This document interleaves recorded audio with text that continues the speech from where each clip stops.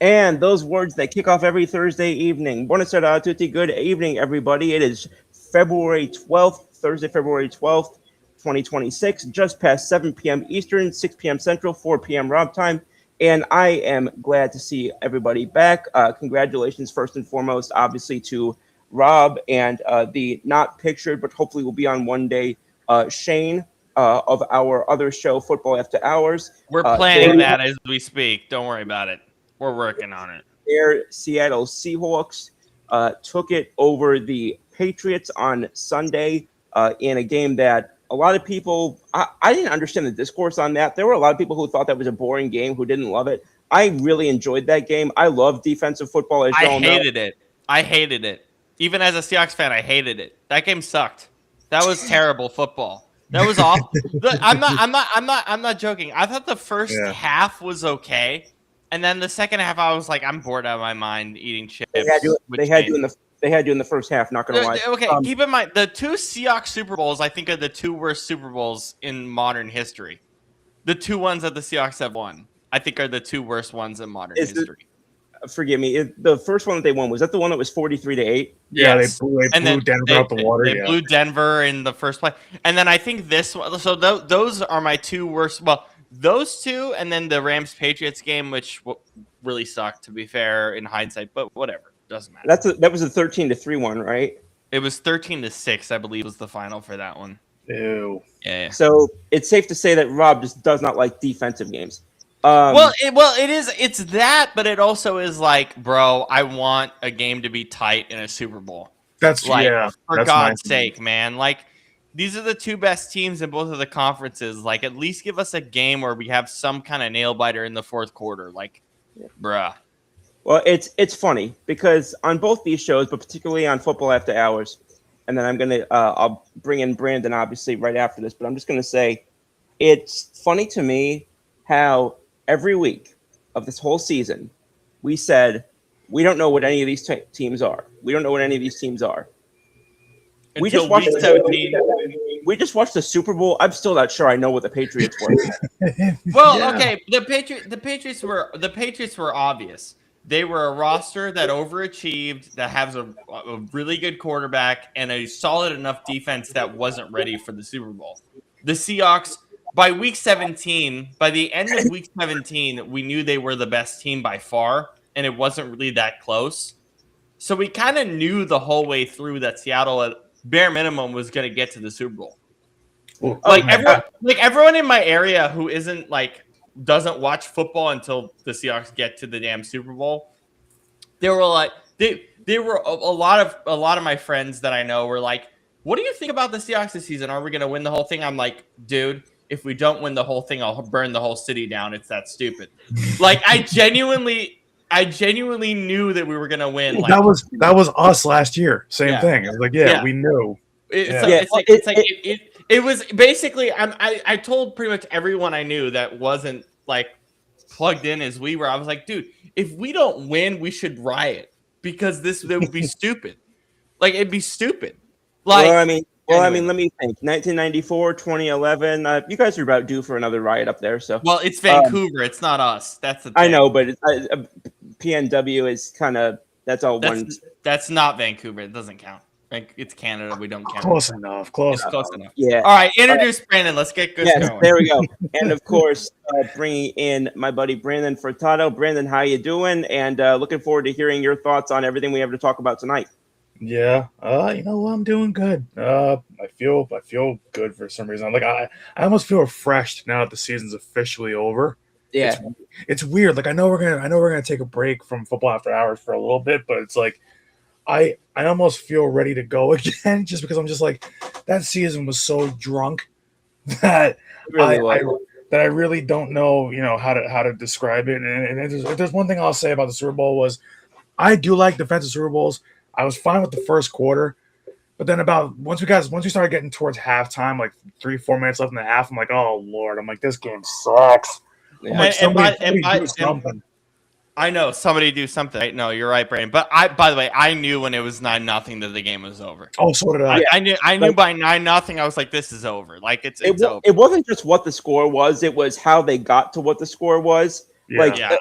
Like, Yeah. Drake May made Joe Burrow against the Rams look like he had about 3.5 seconds in the pocket. Yeah. Well, okay. Since we're talking about the Super Bowl, do you guys want to hear my parade experience? Because it was crazy. Yeah, was go the ahead. next thing I was going to ask you. Okay. Seattle was drunk yesterday, and it was drunk in a lot of good ways and a lot of really bad ways. You know what, Brandon? Every time I go to Seattle, I think of you. Like I go downtown. You know why? Because Why? you always say, I love New Jersey, but I also hate New Jersey with a passion. That's exactly how I feel about Seattle. Every time I go into the city, I'm like, oh my God, I love this city. And the moment I leave, I'm just like, oh, I hate the city so much. Yeah. I hate it because, and I hate our whole area. Like I really do. I hate the suburb I'm in. I hate it. I love it, but I hate it. I genuinely hate it. Like, Yeah. I love that I live here, but I also hate it. And I felt that yesterday. So here's the thing. The parade was really fun. We were right by like a cinema. I got there really, really early. I left my house at 5:40 in the morning. I got on the 6:11 train down to Westlake, which is like, again, kind of around our area. Westlake to, so here's the thing. I was planning on going to the Space Needle first, getting a photo of the Space Needle, and then walking back because I wanted to be at the end of the parade, which is like 4th and Cedar area. So you cross, so basically it's 4th Avenue, 5th Avenue, so 3rd, 4th, 5th Avenue, right? So 2nd, 3rd, 4th, 5th Avenue, really straightforward. 5th Avenue is where the Space Needle is. So I was trying to get there, and all I had to do is cross one street to 4th, and I'm at the end of the parade. The parade ended basically at the Space Needle, at the observatory, which is such a cool place. So that was my plan.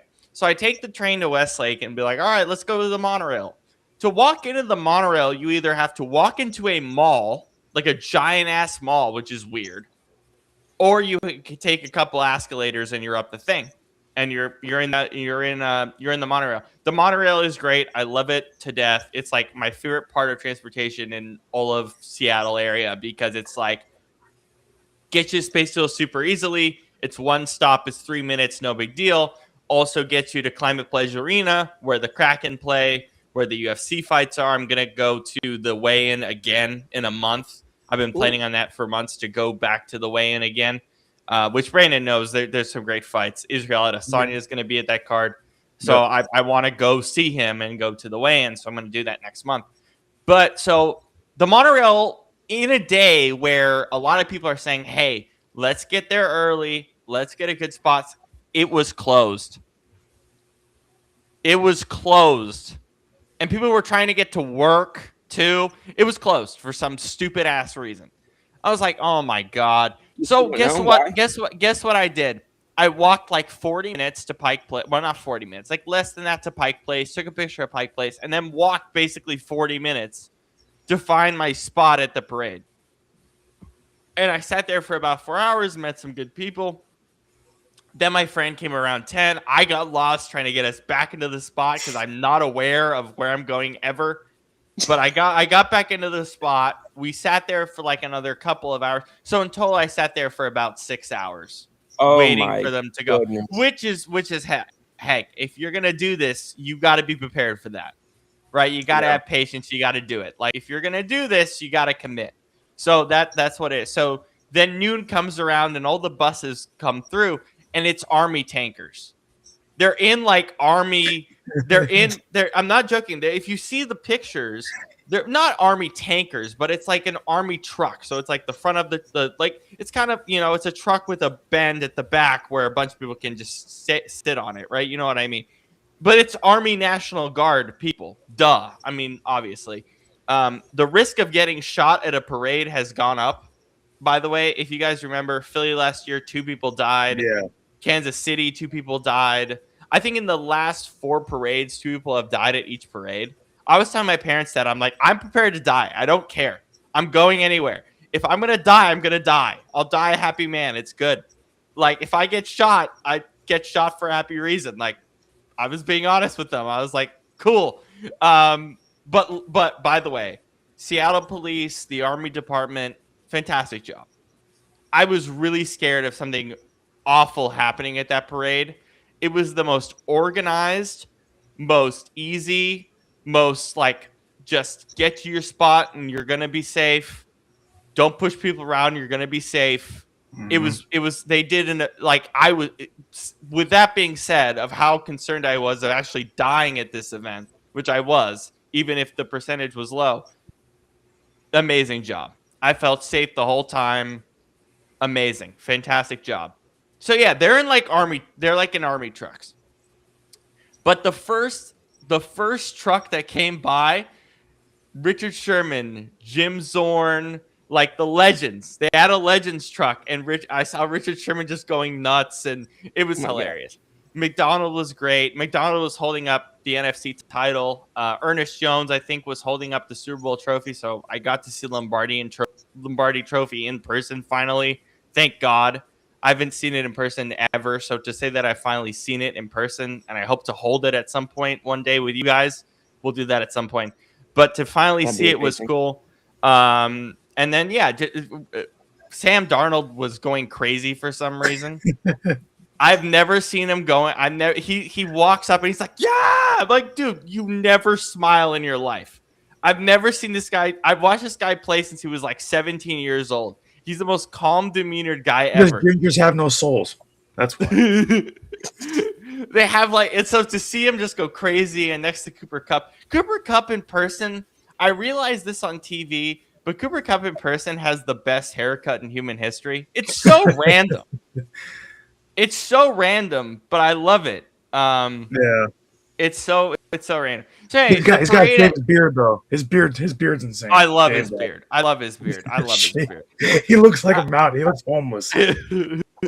Anyway, so I'm part of the camp where Cooper Kupp should be a Hall of Famer. Not a first ballot, but he should be in at some point down the line. It's just his football IQ. I went back and watched the Mic'd Up. If you guys haven't, go watch that. Go watch the NFL Game Day Access Mic'd Up. The Super Bowl ones are always the best ones because you just see the intensity of what these guys go through. Cooper Kupp has such awareness of everything he does on a football field. He thinks like a quarterback, and it's freaky. It's honestly just so freaky. But again, that was kind of one of the things I noticed from the Mic'd Up is that Seattle knew what they were doing from snap one. They were just so much better prepared, like top to bottom, to win this game, and it was obvious. As we talk about on FAH, as Shane said, Mike McDaniel or McDonald's, excuse me, Jesus, I always mess that up. He knows. I do the same thing, and I think I'm probably going to be doing it 10 years from now. Yeah, even though one of them has a ring and one doesn't. Anyway, but regardless, he just knew what he was doing for those 2 weeks. As Shane said, you give them 2 weeks, they're going to be prepared, and they were overly prepared. As I saw in those mic'd ups, I was like, oh my God, they're noticing even the small little details. It was crazy. Anyway, so we all kind of disperse out of there after 40 minutes of buses just going by and me losing my voice screaming like a little kid. It was fun. That's awesome, bro. We go to the light rail station, where our trains are. No organization at all. It's basically just a giant ass mosh pit of people, and there's only one train every 15 minutes. Yeah. So you can barely get out, and we're just sitting there going, shouldn't they have figured this out better? And it makes it even worse for the light rail system when the commissioner of our sound transit system gets paid like a quarter of, I don't even know, like $200 million, something crazy, maybe 20 million. This dude, I'm probably over embellishing the numbers, but he makes a crap ton of money. Okay. Everybody at our community transit, the heads of them make giant amounts of money. So they need to better plan for these situations, and they don't. It's unbelievably stupid. It was understaffed. I couldn't even have imagined working that day on the light rail system, even security. That sounds like hell. Just the amount of people that were trying to get out. So you know what? We said, screw it. We walked like 30 minutes to Capitol Hill, or I think 30, 40 minutes. And we got ramen, like really good Japanese ramen. And And then we left. And even though I left like 2 hours later, or it was like 3:30, so we were done at like 1:10. Yeah, so 2 hours later, essentially, the bus was still packed. I mean, they didn't know what they didn't know, or the train was still packed. They just didn't know what they were doing, and it was really upsetting because everything else was so good. Like Seattle Police Department was again top notch. Army National Guard top notch. Again, felt unbelievably safe, which is rare, I think, for something like this. And then to just see another part of our of that process, Sound Transit. By the way, our like governor or mayor, or the police department, somebody at some high-ranking official said, "Don't drive your car, take public transit." So when you say that, we expect public transit to work normally. Right. And even my friend who was coming to the parade with me, he got there. We were supposed to meet there at like 8:30. He got there at 10:40 because his bus was delayed like an hour and 30 minutes. I mean, it's just, and he's like, what, an hour, like 40 minutes up the road from me, or from my location. I mean, it's despicable. It's despicable to have an event that's that big where they expect over 1 million people. I cannot wait to see what the numbers were. Just wait for the World Cup here at MetLife. And that was the other thing I was gonna say. That is the other part I was gonna say is people are talking about, when are we gonna get a Super Bowl here? I'm like, we cannot handle a Super Bowl here. We just can't. Our traffic can't handle a Super Bowl here. Our transit system can't handle a Super Bowl. You're not, and yeah, the World Cup. That was another thing I thought about. We're thinking about it for your city. I'm thinking about it for mine. I don't think we're going to handle it. I don't think we're going to know what the heck we're doing in however at the summer, whatever. I'm not going to count the months. Summer. We're not going to know what the heck we're doing. Like, just wait for it, especially here. NJ Transit, because you have the final. That's the thing. You have it worse than I do. You have the final of the World Cup. NJ Transit can barely run properly on a normal Tuesday in the middle of the year, on like a random September day, whatever it is. Jiminy Cricket. So you're asking NJ Transit to basically be responsible for damn near tens of millions of people, because it's soccer. It's not American football. It's soccer. It's a worldwide game. So you're asking them to handle all those people. It's not gonna happen. There's gonna be. I guarantee you, half the state is gonna be involved in highway crashes. Uber drivers not being able to get to their locations.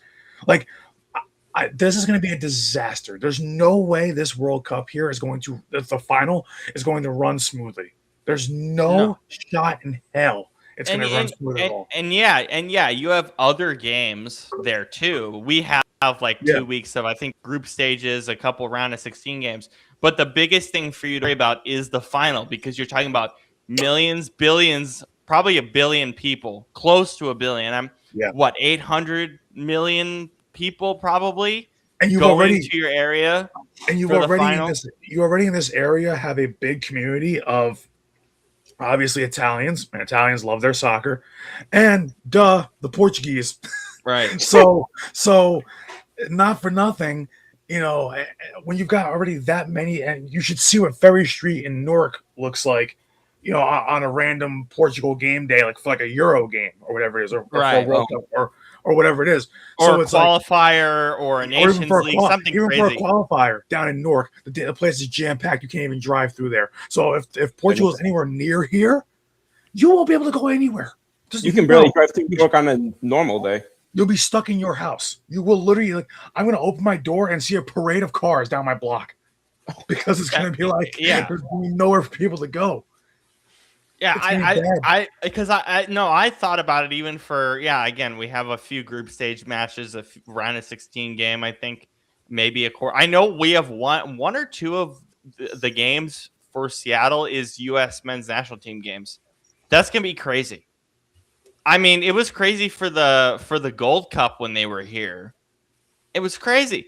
Like, it's gonna be crazy. Like, I was thinking about it, even like I was like, oh my god, how are they gonna? I don't even know. So yeah, I'm really upset with transit systems across this country. Like, be better, guys. Like, this is stupid.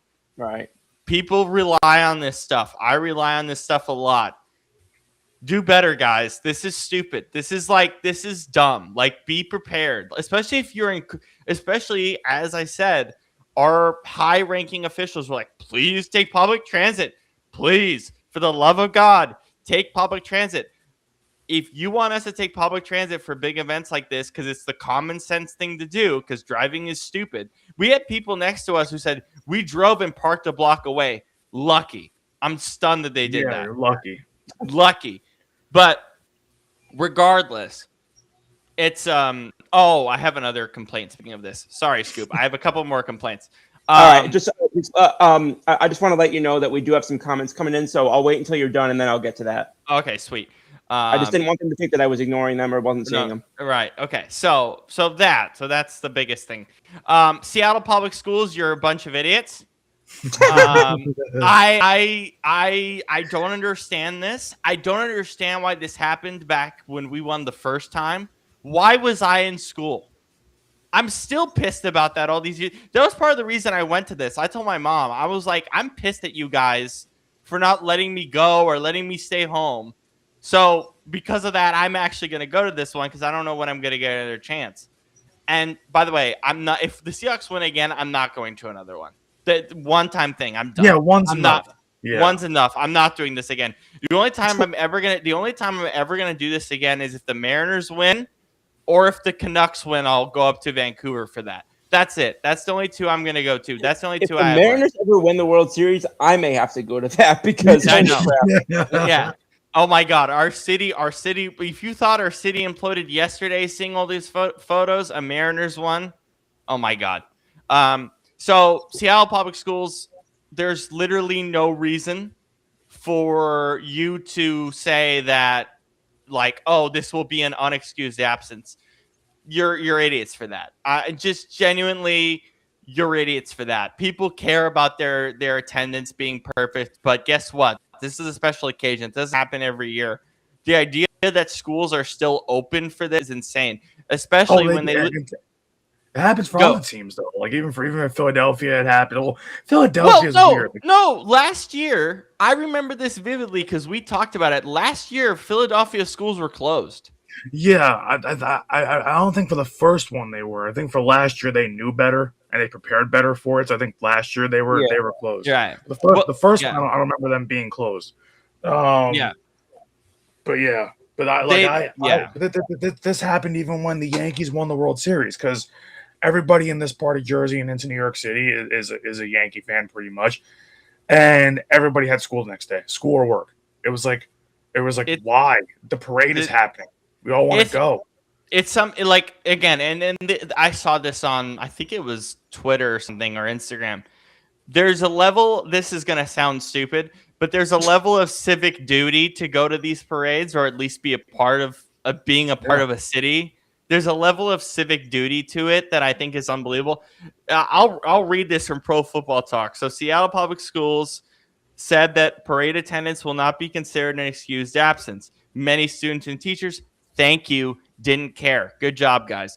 School officials told the Seattle Times that thousands of students and hundreds of staff skipped school for the parade. The district estimated that 12,000. I'm going to round this up. So basically 12,700 students and 663 staff members were absent. And by the way, this is just for Seattle Public Schools, not the surrounding area, not my district and then school district. They're just about Seattle. So they were just the superintendent was like, did some families take their kids to March? Were some kids sick? They were trying to say that kids were sick as well. It's like, no, they weren't. Even if they were sick, they went there. You're an idiot for thinking you're an idiot for thinking kids were actually sick yesterday. Idiots. Honestly, idiots. Can we make this a government thing? We need to go to the high levels of government and say, if a professional, like a really big professional sports team wins a parade, schools and work are closed, it's a holiday in the city. We need to do this around the country because this is stupid. I would go even further in the state, whatever state you're in. Yes, because this is stupid. I will take an extra day of school in June just for this. Any day of the week. This is stupid. I will say the only issue that I think there might be with Brandon, you said state, for example. We both know that New Jersey, South Jersey is all Philly fans. Yes. So they're going to get screwed out of that because they live 15 minutes off the border. And again, it's 100 other places you could have talked about. It just was the first one that came to my mind. Like that is true, but just for the state. Like, if you're a New Jersey guy and want to travel to Philly for the parade, go and do it. You have all the merits to do it. Either that or make it like a distance thing. Like, if you're less than 2 hours away from it or something like that. Sure, fine. That's good. But again, all I'm saying is this is stupid. And you know what I also heard as a claim for why Seattle public schools should stay open is so that adults have babysitters for parents who want to go to the parade. Screw off. I'll take my 4-year-old to a parade. Hell yeah. Yeah. Hell yeah. Yeah. It's so stupid. It was asinine. Last time, okay, whatever. 700 people made it, or 700,000 people made it there. It was 20-degree weather. It was awful. I remember how cold it was that day. This time around, it was 50. We were right in front of the sun. It was fine.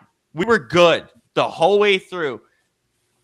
Seattle Public Schools, screw you. You're idiots. Anyone who decided anyone who decided to take their kid out of school, good job, good on you.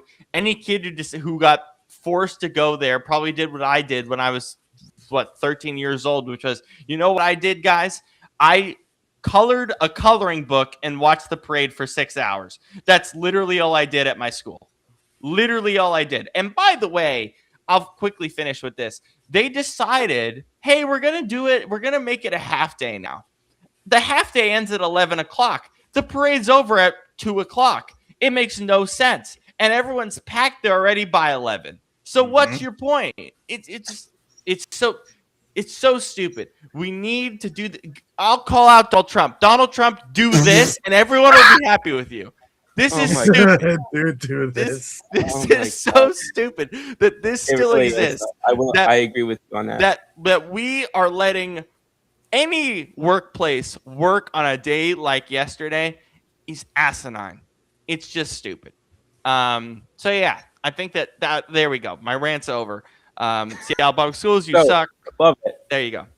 Love it. That's the closest we've ever had to getting Kurt Valenti on this show.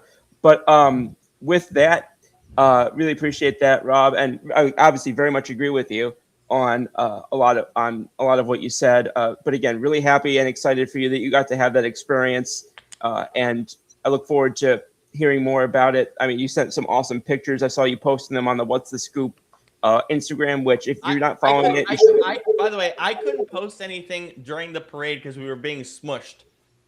So I was like, I'm going to do it before. That makes sense. Yeah. That makes sense. Yeah, go check those out on our Instagram. Go promote. Yeah, for those of y'all who haven't seen it, it's at What's the Scoop by K&K. K&K being spelled out KANDK. And what just happened to Brandon? He just died. We all died and went to heaven after our school thing. What the? Come on. There you go. What happened? Restream bugged out. It's been bugging out since we've started. Yeah, Restream's been having and I'm going to address this right now with everybody who's watching right now, or people who were already on earlier. I don't know what's going on with Restream tonight, but the chat is bugged. The chat's buggy, so I'm actually having to individually go to every single one of our channels individually to check the chats on each one. As Brandon just pointed out with his thing. So apologize, and I hope that's not interrupting the viewing and watching experience for anybody out there, but thank you for bearing with us. We've got a bunch of comments to get to, so I'm going to catch up on those real quick. Trevor Salzman's turning in and said, "What's up, Swifty Scoops and boys? How you doing, Trevor? Good to see you."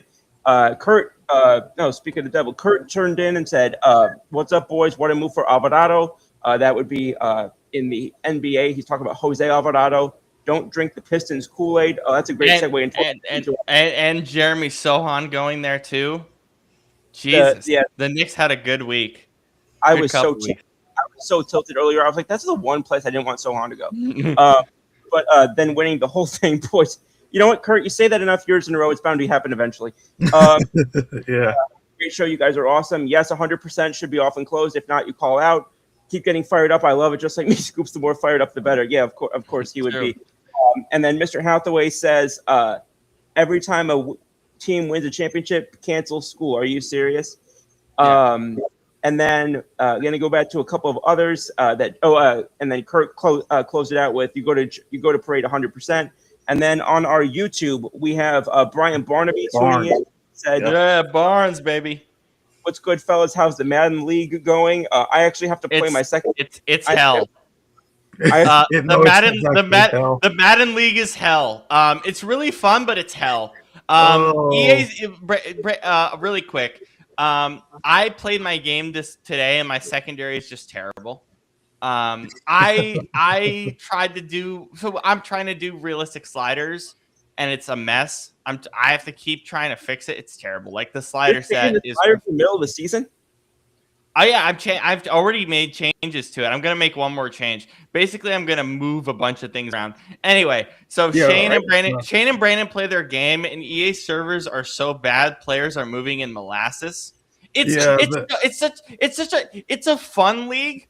Don't get me wrong, we're having a fun time with it, but it's just a mess. It's just been a mess. We're only 2 weeks into the season. It's gonna be really interesting to see how the rest of this season goes, because like I don't expect to win every single game. I don't expect to be like the Patriots and then go all the way. I mean, obviously, and not lose the Super Bowl, but like I don't expect to win every week. But I'm just like, I literally had a week where like that game against Shane, where when we played, like for the first half of the game.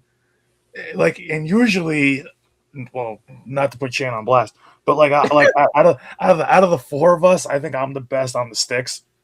But I think that, like, you know, we're sitting there, the two of us playing against each other, and we're texting as the game's going on, like in between like a touchdown or whatever, a kickoff, because we have like those. Like, I don't know how you do seconds. That. Yeah, me neither. That's wildly impressive. If I'm playing a game, like actually playing it out, my phone is like on another piece of furniture. Were you guys on Discord during it? No. Okay. When you that would have been fun as hell. Yeah, when you saw us texting in the chat, that was legitimately us going back and forth. I was trying to figure out what the hell was going on. I was so confused. But it's like, but it was like literally like Shane would make a mistake, and then on the very next drive, I would take over after like a punt or a. Oh, also punting is broken in this. There's no reason why a punter should be booting the ball 80 yards down the field every single time. Why are you punting anyway? Go on fourth. Like, well, I mean, the thing is punt because strategy. Strategy. He's not going to go for a 4th and 30. Exactly. So, I mean, if you're at 4th and 30 to begin with, you got bigger problems. Yeah. Yeah, the problems are the servers is the issue. That's the problem. Electronic Arts hasn't had good servers since I was 11 years old. Yeah, Shane literally was like it's a combination of the servers being crap, but you just calling good defensive plays. I'm like, thank you, because I actually kind of know what I'm doing. But it's like but the thing was like as we're sitting there playing it, like I would get the ball back immediately after he'd punt the ball.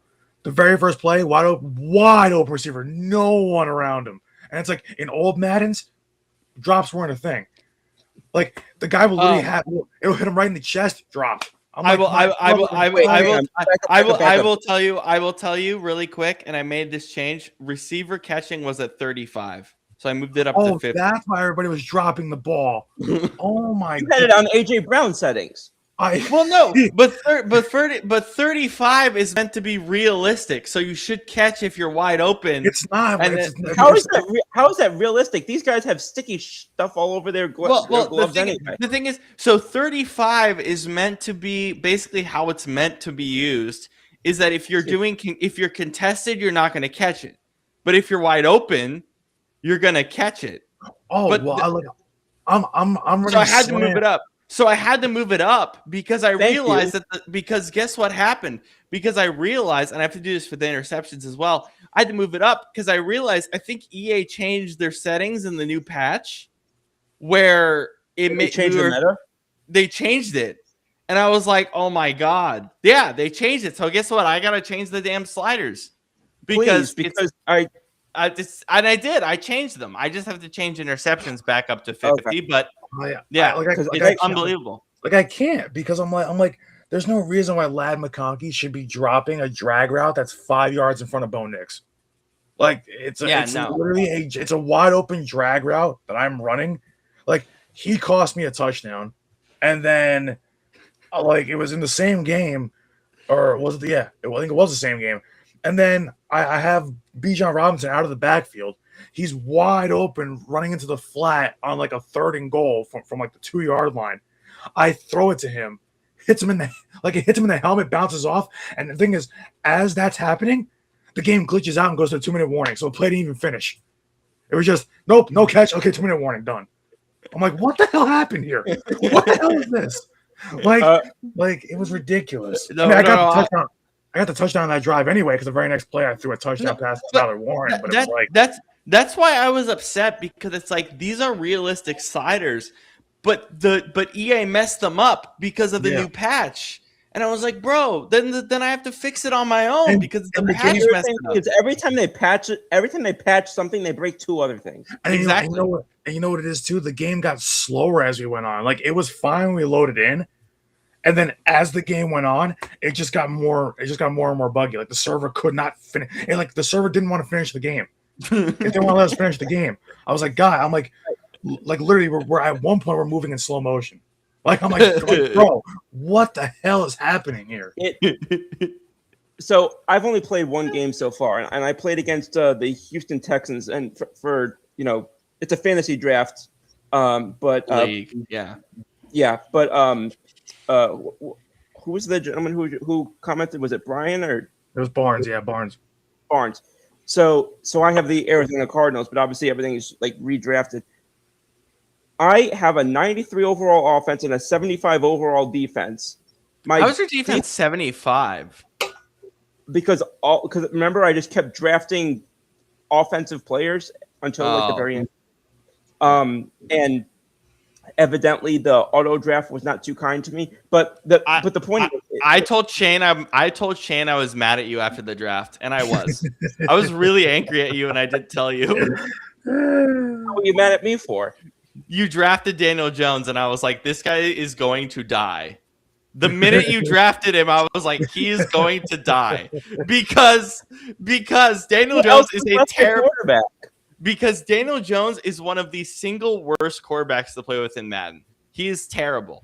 He is so bad in Madden. What's hilarious is that I'm pretty sure he had more running yards than he had passing yards. But he's terrible. My defense was much better than my offense, and there was some other. Just everything was topsy-turvy in that game. Anyway, back to the actual schedule at hand. Anyway, I'm just saying the new patch messed up the servers. I'm fixing it because I'm fixing the sliders because it's broken for some reason. Let me know when you're finished then, because I ain't gonna start playing my second game until you're finished with that. Yeah. Anyway, we had a comment coming in from, let me find it real quick. Mr. Hathaway saying the New England Patriots, Drake May could not move the ball if his life depended on it. Seattle outplayed them both offense and defense. And I think obviously the big, center of that was definitely the just complete atrocious showing by their offensive line.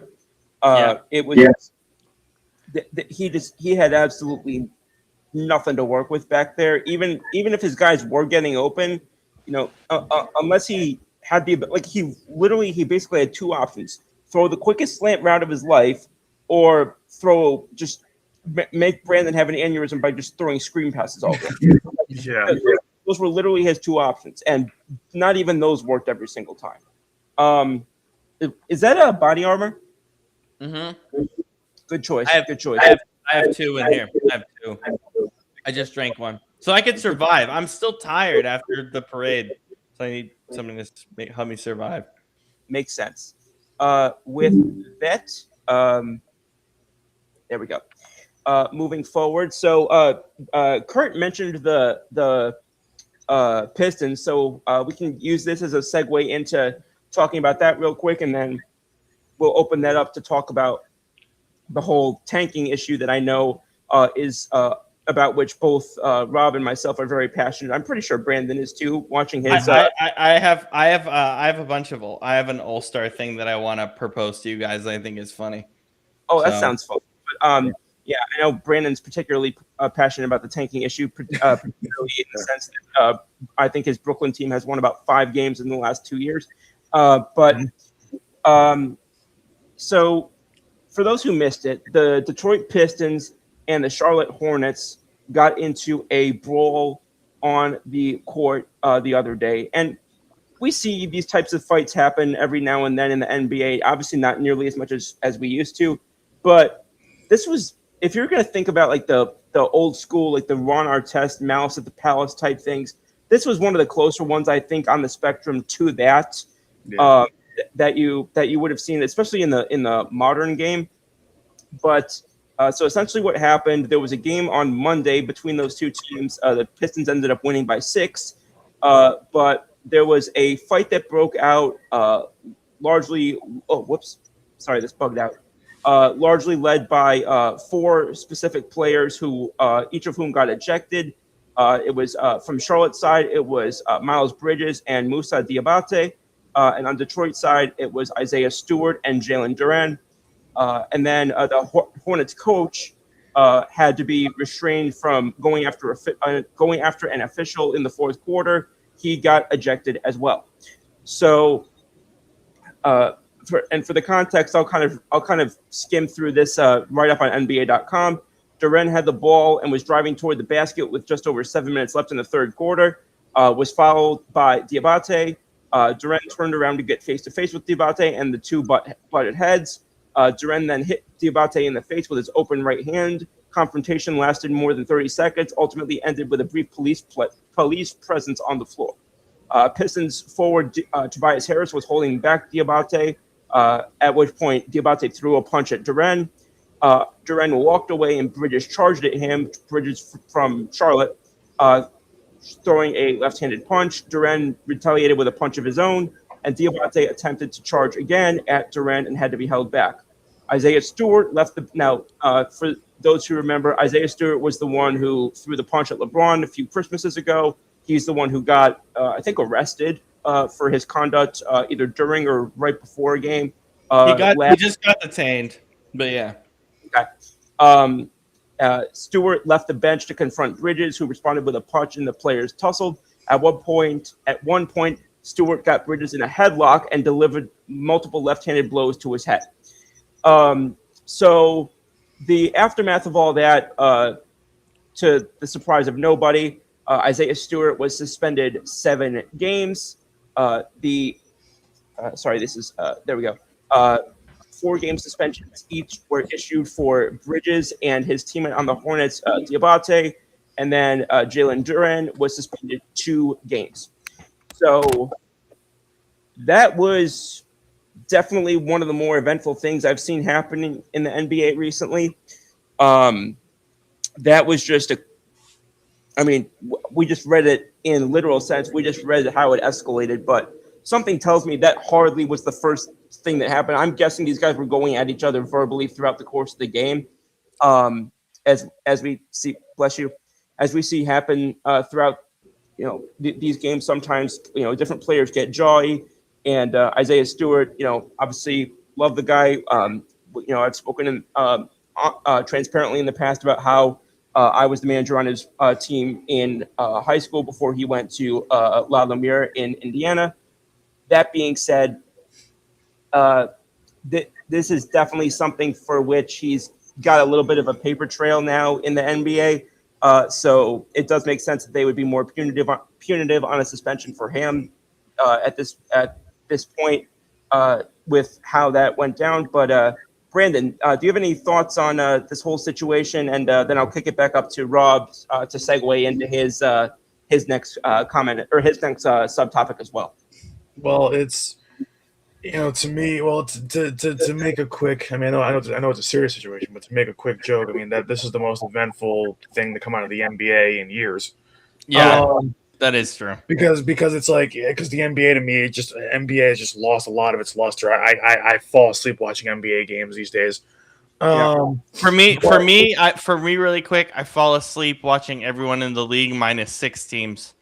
There's only 6 of them I like. Pretty much, yeah. Like that, like the we're getting to a point where there's like we said, there's no more parity. Like there's parity in football now again. Finally, like there's no parity in basketball. It's the same handful of I want to teams. respond to that, but I'm going to let you finish first. At least from what I see, but it's just, or I shouldn't say it's not a parity thing. I think it's just that like every year there's just a handful of teams that are good, and then the rest is just garbage.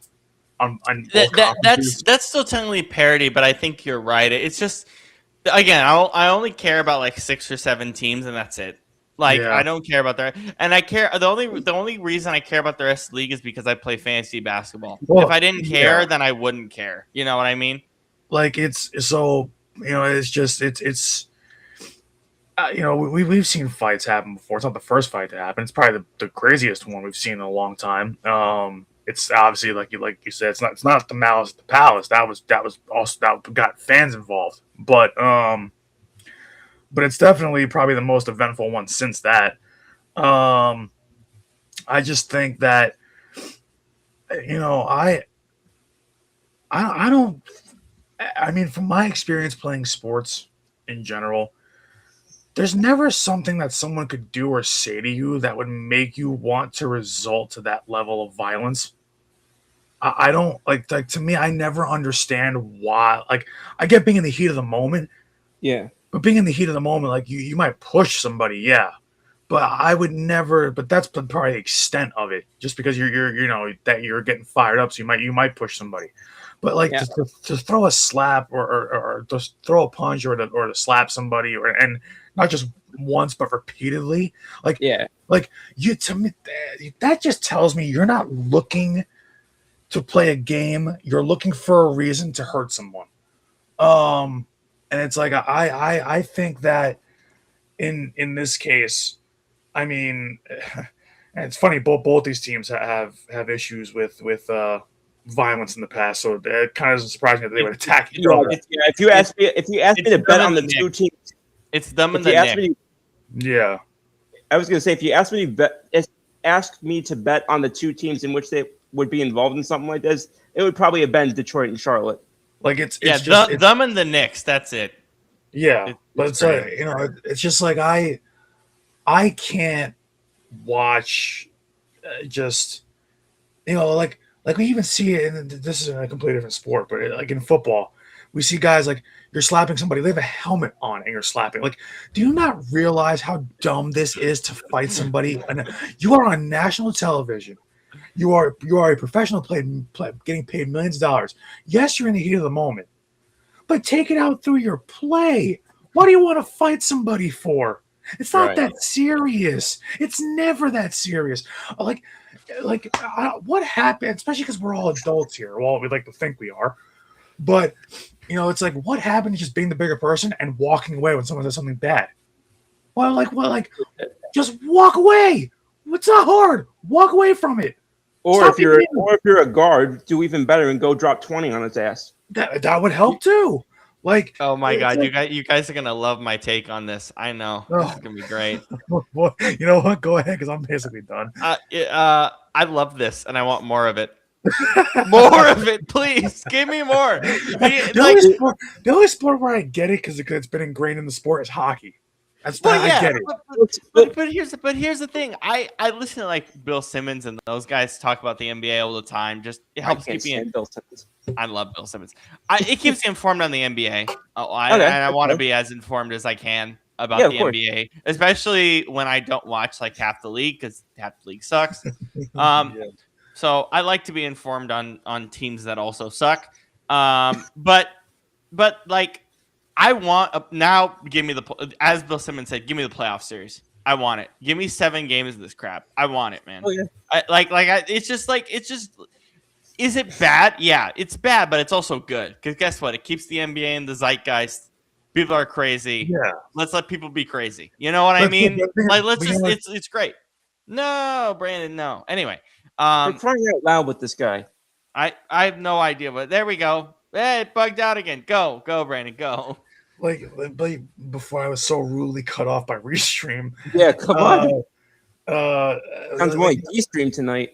Yeah, I mean, you know what it is though is like for me, it's like it does keep the NBA in the public eye, and it keeps people talking, but it's like it's for the wrong reasons. Like, No, that's that's part of why I like it. Like it's like I miss the days growing up of watching guys like Dwayne Wade, Shaq, Kobe, LeBron, Carter, Jason Kidd, like everybody playing against each other, Tim Duncan, Tony Parker, like. Wait, can I add to this? Them. This is why we need hand checking back in the NBA. Thank you. If we have hand checking, we don't have fights. Like, wait. Now, well, I mean, ask the Bad Boys Pistons how well that at that point. I'm pretty sure that like at this point we're just watching our own version of Bill Laimbeer. Yeah, that's basically what it feels like. But it's like to me, it's like.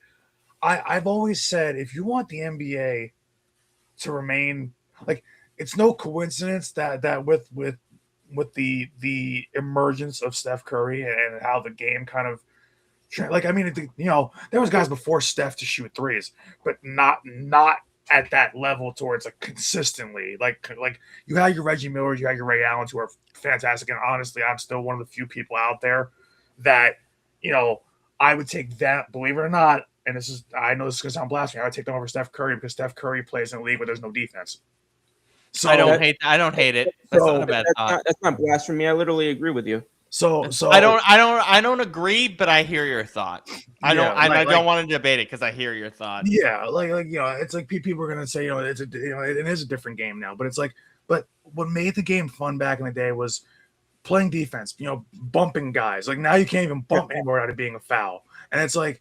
I don't understand. Like, and it's crazy because LeBron still came up in an era. And we're talking about LeBron being the king of flopping.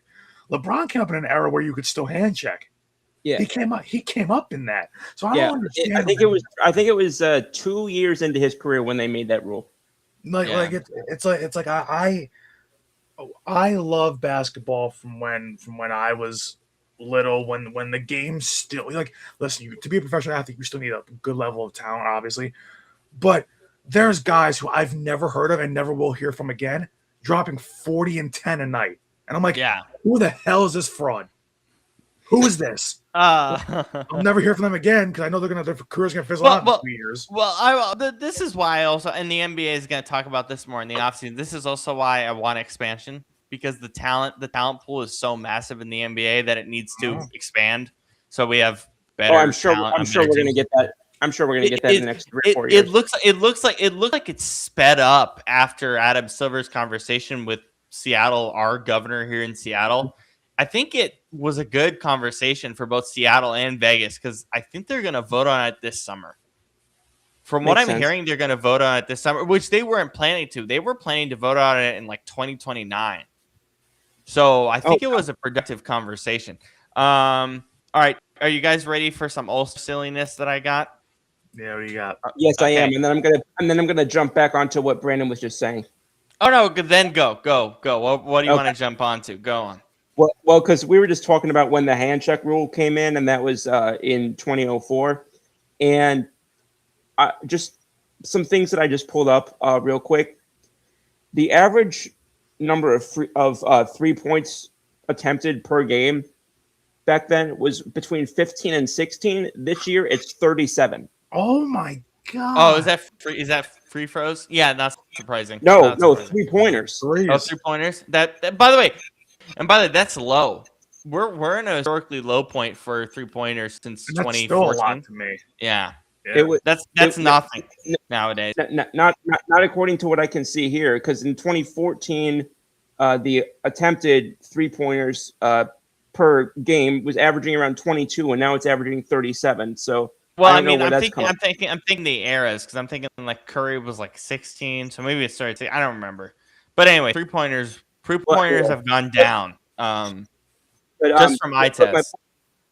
But my point being, going back to about 20-ish years ago, so we're seeing now more than twice as many 3-pointers attempted, and if you want to go to just the shooting percentages, if you want to call it that, we're seeing about 3 to 4% more per going in per game. So the fact that you're seeing I'll even wrap it up with this: points per game. We talked about that crazy game a few weeks ago with the Hawks. Jesus, yeah. It was back in the sort of 1995 to 2005.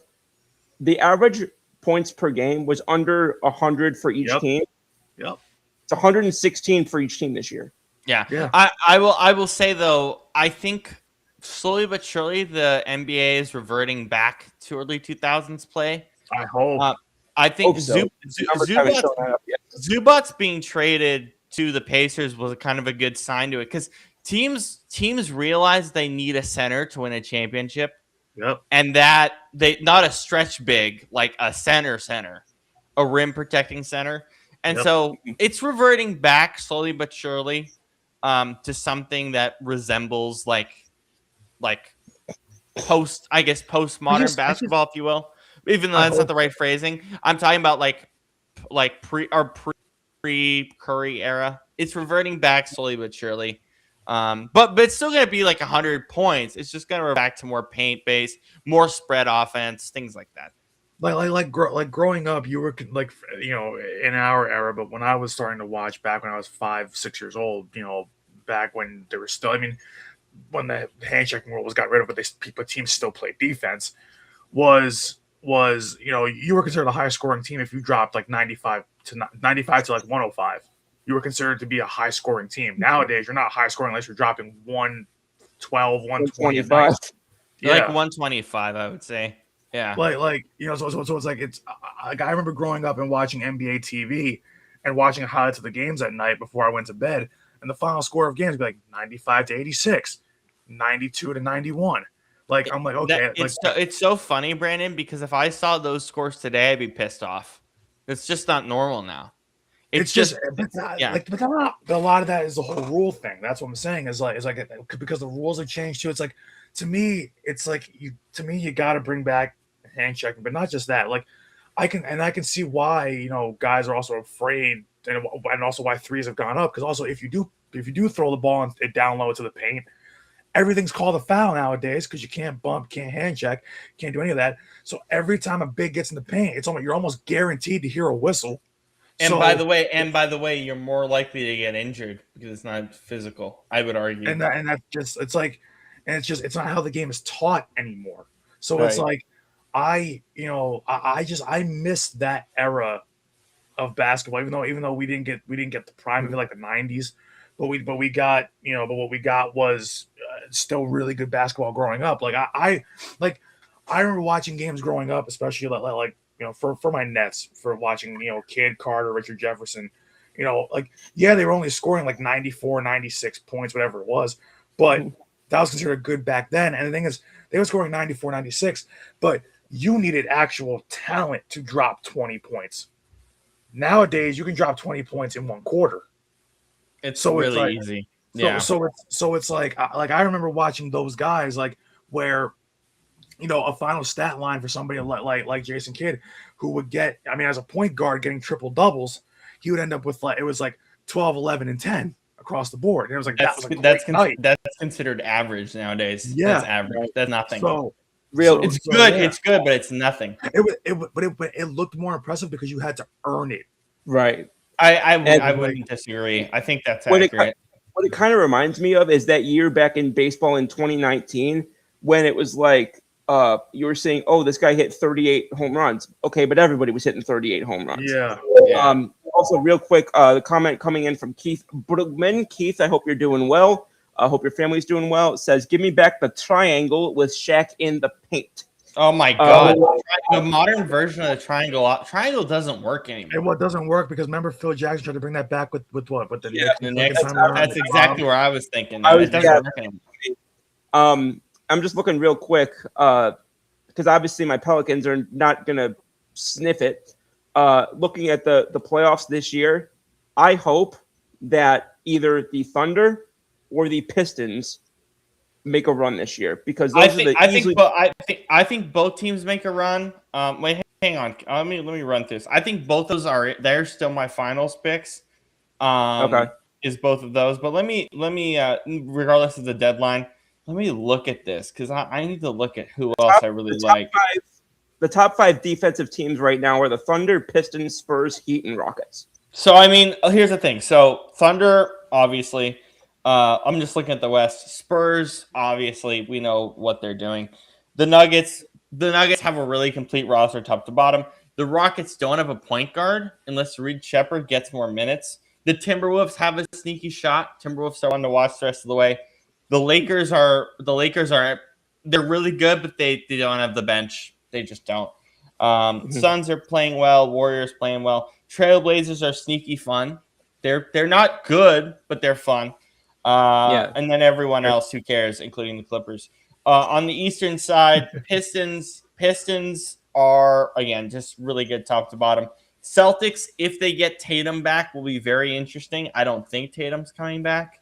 One team that I see every year care about defense consistently. Oh, for sure. Missoula's done a great job keeping that together. Knicks, with the moves they made, are going to be very fun. Cavs, I like their depth, but I think them with Harden is a huge boost. Harden has added a huge offensive dimension to what they do, which they sorely needed. Raptors, who cares? 76ers, I don't think they're going to be healthy enough. I like the Raptors enough to be a playoff team. Chemistry. Yeah, the Sixers, I just don't think they're healthy enough. The Magic are just terrible for some reason. They're like so middling, and I don't understand why. The Heat, they're the Heat. They're going to make the playoffs and be okay. But again, they're not going to be. I think the Hornets have a sneaky shot to win the whole thing, and they're going to have to play a play-in game. They can't go that heavy here with everything that's happening in the league. They're gonna have to be a play-in team, and I think they can be play-in team the finals for sure. Considering the rest of this conference, I really like what the Hornets are doing. So yeah, I think they have a sneaky shot. I look forward to seeing how that ages. Yeah, I'm very curious to see how they play and what matchups they get down the stretch. Obviously, being in a play-in is not great, but Hornets Pistons is a fun 1-8 if that's what we get, and that's bare minimum of 7. I know it's maximum 7 games, but it's gonna go 7 because those two are very special teams. Pacers are preparing for next year. Sadly, that goes to my tanking thing that we'll get to, but yeah, I mean, the rest of these teams don't care. It's funny, like the Hawks don't care and they're in a play-in. The Bulls don't care and they're basically in a play-in spot. The Bucks don't care and they're basically trying to make the play-in. It's funny. That's a great segue into what you're gonna into the tanking thing we're gonna talk about. I'm just gonna get to some comments real quick that have been coming in fast and furious. We've got we just talked about that one. Kenny tuned in and says, "Good evening, Scoops, Brandon, Robert, and of course the background uncle Leopold Scoops." Have you searched them up yet or no? Searched who up? The painting. I told you to Google it. And what did it give you? I've Googled it way in the past. It gave me nothing. That's hilarious that it gave you nothing. That's so funny. And then Keith said, "You're right. Back in the day, if your third guy put up 20, that was a hell of a game." Kenny said, "By the way, congrats, Rob, on your Seahawks winning the Super Bowl." Thank you. Mr. Burns saying, Mr. Burns saying, watching from Cedar Hill, Texas. Bulls Texas really need fun. Bulls really need help over other. Yeah, because they just don't draft well. That's the issue with Chicago. Yeah. Oh, sorry. He meant over there is what he meant. By the way, you guys know that the Chicago Bulls don't have a center over 6'9" right now. Oh my God. Yeah, they are. Yeah. That would have been unheard of about 9 years ago. It's a bad idea, but they're tanking. They don't care. Right. Speaking of tanking, we'll get into that in just a second. Keith said, hoping this is the last year with LeBron on my Lakers, and I was a LeBron fan. It's over. Fun fact, LeBron Lakers is one of only, I think, 3 NBA jerseys that I have. I have a Derrick Rose Knicks jersey from when I went to MSG for the first time, and I have a Jared Allen Nets jersey from when back when I went to Barclays for the first time. Actually, I think I might have actually gotten that before I went to Barclays. But yeah, so those are the 3 jerseys that I have. So definitely agree in terms of being a LeBron fan. Definitely, I'm kind of shocked to have a Knicks Rose jersey. When I think of Rose, I think of him in Chicago. I remember him in New York, but well, no, it was because I was at MSG and I wanted to get a specific jersey from there, and I was a Rose fan, so it wasn't about Rose specifically, but I did like Rose. And I think that was the last of the comments. So Rob, I know as I mentioned earlier, we all were talking about tanking. We've talked about it in different sports. We've talked about it in NBA and NFL. So I'll just give you open season here. Take us away, bro. Tanking is bad. Nobody's playing. Nobody's playing their top players in teams that suck. And I found this from our boy Kenny, KOT4Q, who great YouTube channel, by the way, if you like NBA 2K NBA 2K content. He has his Enjoy B-Ball thing, which is part of NBC, the Enjoy Network. Super amazing job that they do there, covering a lot of different things. So Kenny was on his podcast earlier, and this is what he said regarding the Washington Wizards, and it made me cry of laughter, and it made me want to do it on the show. And also, I want to promote Kenny because I love Kenny so much. So here's what he said.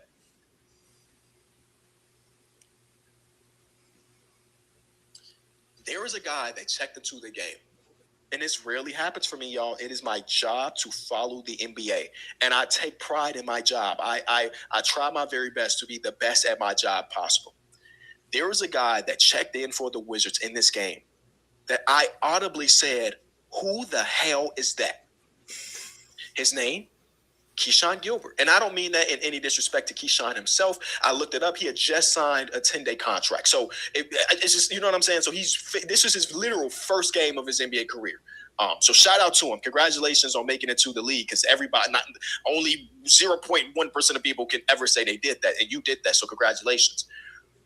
But that is where they were in their tank. Not only was this his debut, he played nearly 30 minutes. 30 minutes.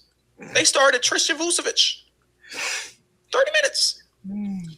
There was a guy that checked the. So this guy got a 10-day contract and they played him 30 minutes. They do not care.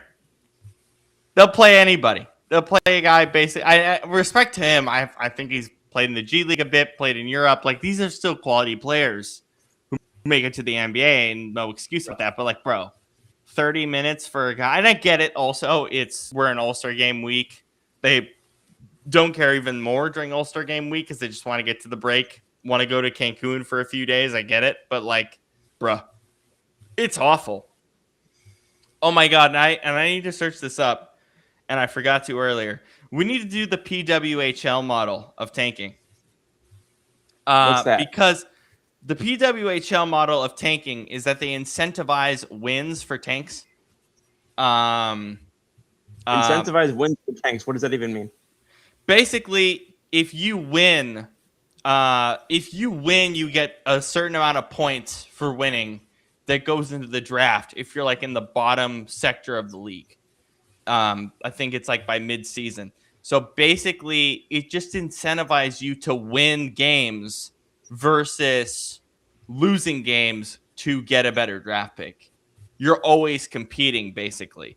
So basically, and I don't mean this on a specific basis, but like, if you're in the bottom half, but you're toward the top of the bottom half, you're in the best position to get better draft picks. Exactly. And so it's there we go. I found the video. You guys will enjoy this.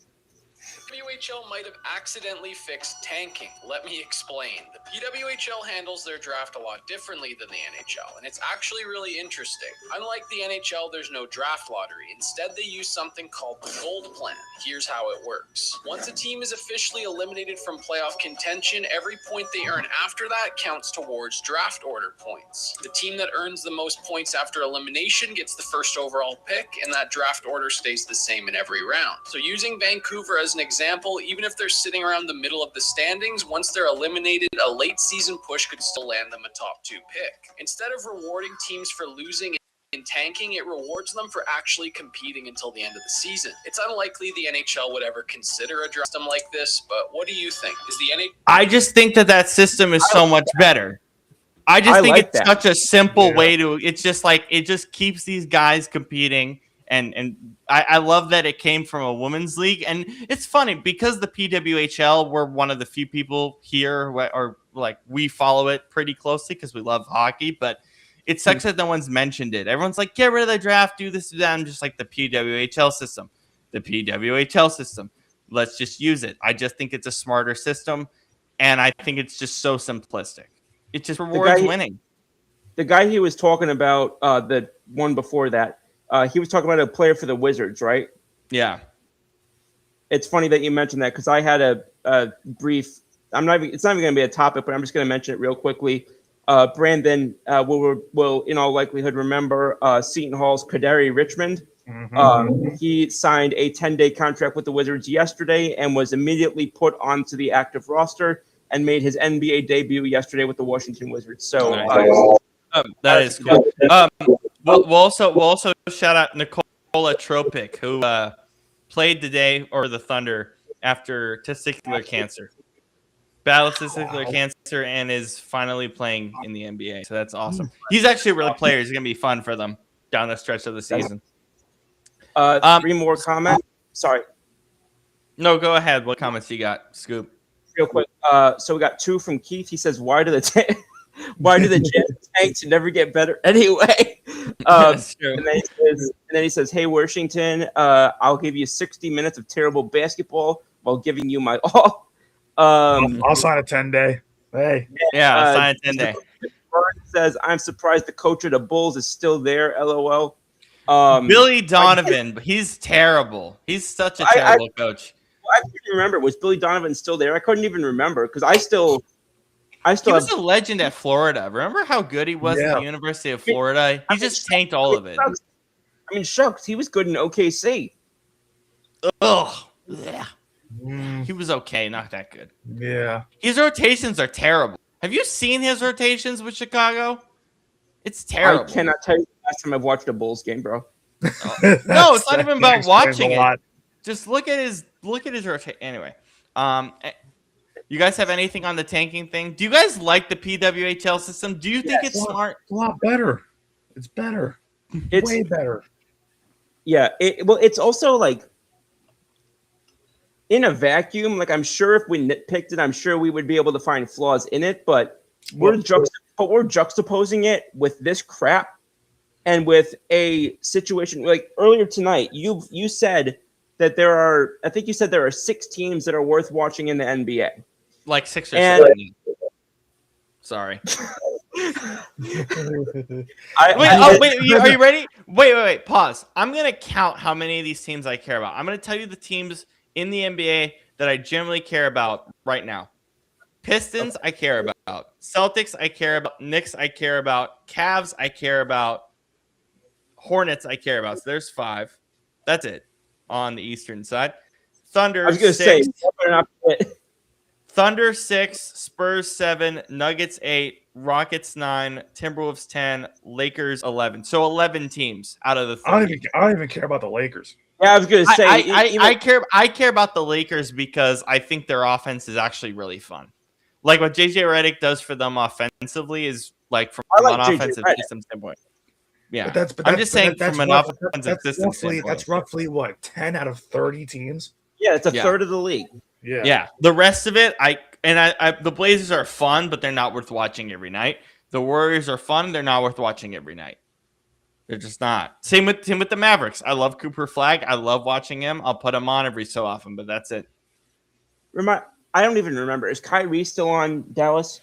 He is currently nursing an ACL. He'll be back next year. But again, is he still on the Mavericks? Yeah, he's on the team, but he's okay. Because I couldn't remember because there was a lot of dialogue about them moving him. Well, they can't because he's dealing with the ACL, and we don't know how he's going to recover from it. So right. Yeah. So 11 out of the 30 teams. That's all I care about. That's all I care to Yeah. watch. And by the way, I only care watching it if they play against each other.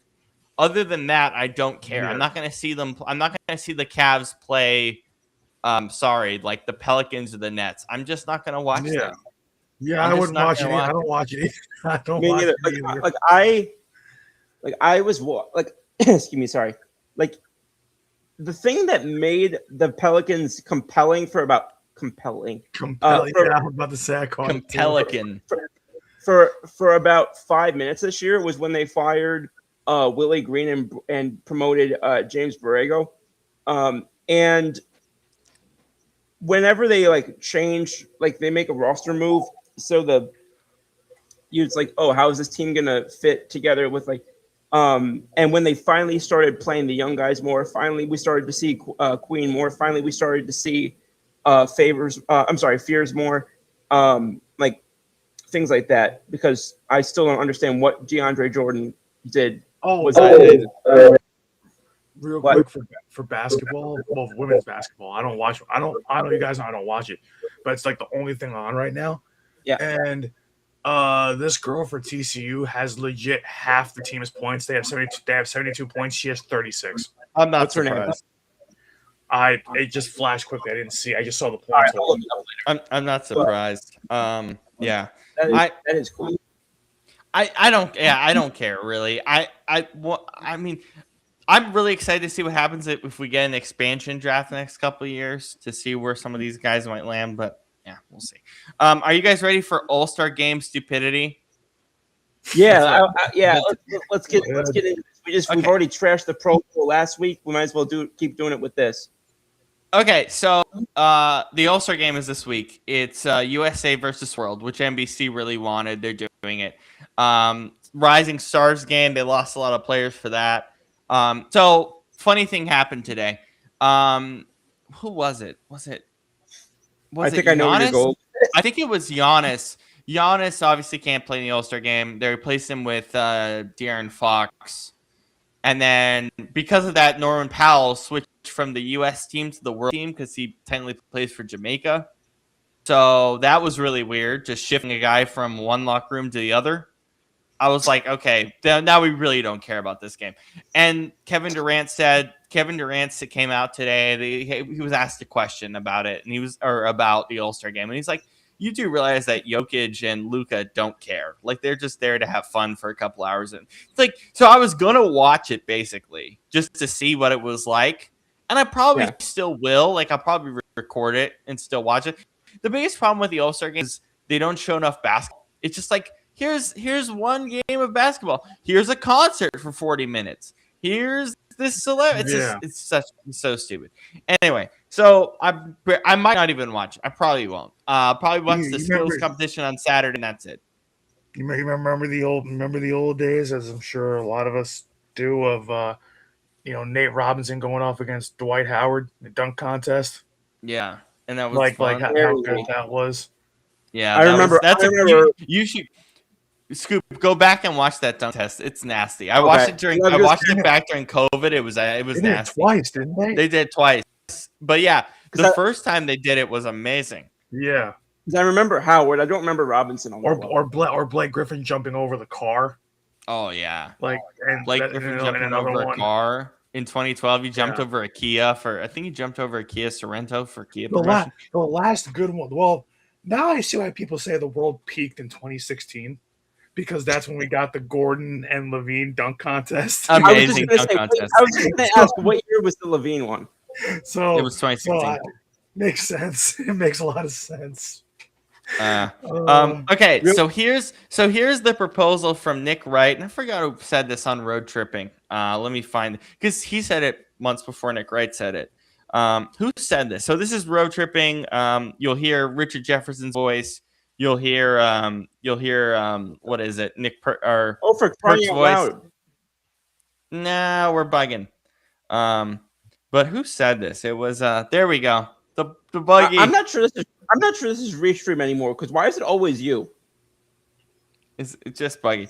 Okay. Don't worry. This is the last time I'm gonna have this computer. Next week I'm gonna have the new one. So yeah, the new computer's coming in. All right. Here was Gary Owen, I believe is his name. Here was his thoughts on how to change the All-Star game. Don't take this too seriously. Just saying that off the bat. Some people can get sensitive. We're not trying to do this. We're just saying it for fun. Beware. Okay. Here's Gary Owen. Here's what Eric Wright said this week, but Gary Owen said it first, and I thought it was funny, of how we should change the All-Star game.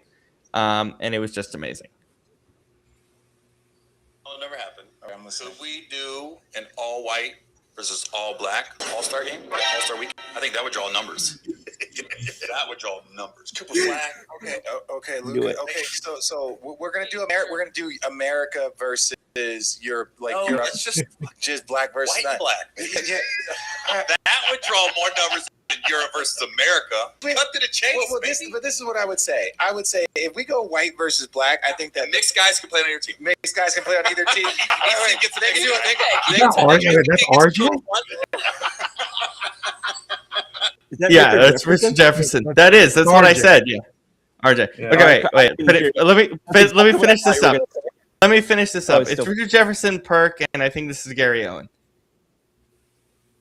That would draw more numbers than Europe versus America. Just cut to the chase, This is what I would say. We go white versus black. I think that mixed guys can play on your team. mixed guys can play on either team. Jason King gets to coach one. We'll have mixed coaches. Oh my God. Mixed coaches on sides. No.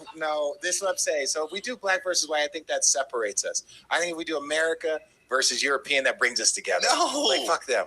Black and white will bring everybody together. Oh, you think so? You think so? They get too caught up and they go, we can't do it. I go, motherfucker, the numbers it would do. The arena, this side. Are you trying to redline? You trying to redline the arena? Oh my God. Hell yeah. Oh, man, the first half, we played nothing but Jelly Roll. And the second half, we played nothing but Kendrick. Oh, come on. Oh my God. Out. I love that he said he wants to redline the arena. We're just going back to the night. We're going back to this whatever it was. Just redlining the arena. That's what I said to you. I said that I wake up in 1963 when you sent me that. I was like, bro, this.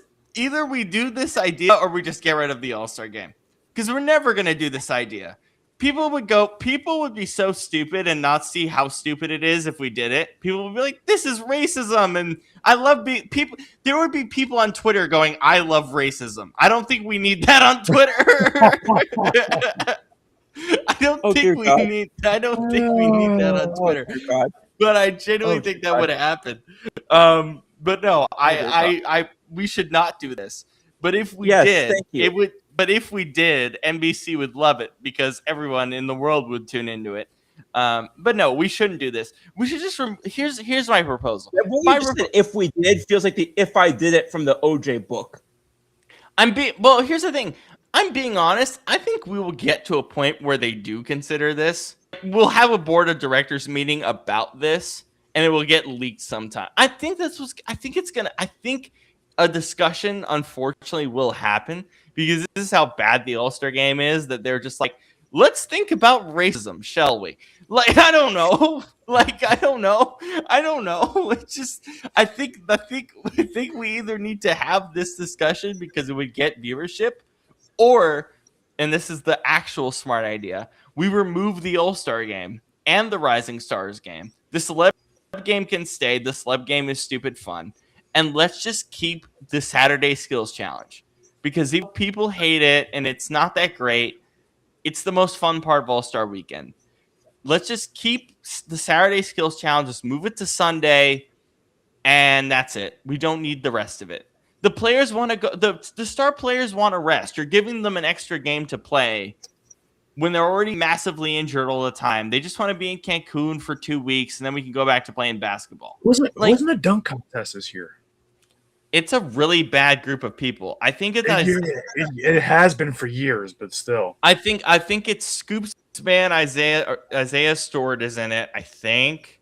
I did not remember that at all because the guy is basically a block and rebound merchant. Top contenders. Who the heck is in it? NBA Slam Dunk. What are we looking at? The dunk contest? It is. Jalen Duren had to pull out. It was Jalen Duren. That makes a lot of Jackson Hayes, Jace Richardson, Carter Bryant, Keyshawn Johnson. Oh, this is terrible. This is so bad. I Who don't the care that hell- I don't care that it's bad. Let's just do. I'm being serious. Let's just do the Saturday night skills. Let's move it to Sunday, and then that's it. We don't. The All-Star game, the NBA All-Star game, is a waste of time. Just like the Pro Bowl is fun, and I thought the Pro Bowl was actually really good this year, but it's a waste of time. Let's just give the honor and leave it alone.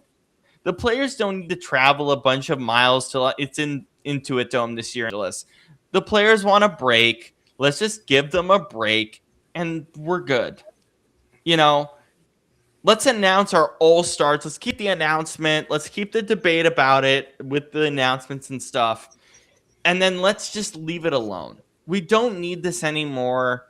We're in an era where it's just not necessary. Players don't want to get hurt, and you're giving them an extra opportunity to get hurt, even though it's kind of unlikely. That's why the quality of the game sucks. It's because no one wants to get hurt, and why would you? It's a meaningless game anyway. Right. And even if they played this at Rucker Park or something, which would be kind of cool, or doing it kind of like street ball that they do in the offseason, they care more about that because guess what? It's offseason prep. Is playing Right. street ball. So, just remove it, man. If you're not going to do white versus black, which I think would be the only solution to this, even though it's dumb and stupid, which, of course, we should never do that because it would going backwards and it would be stupid just from a generalized worldview. But Right.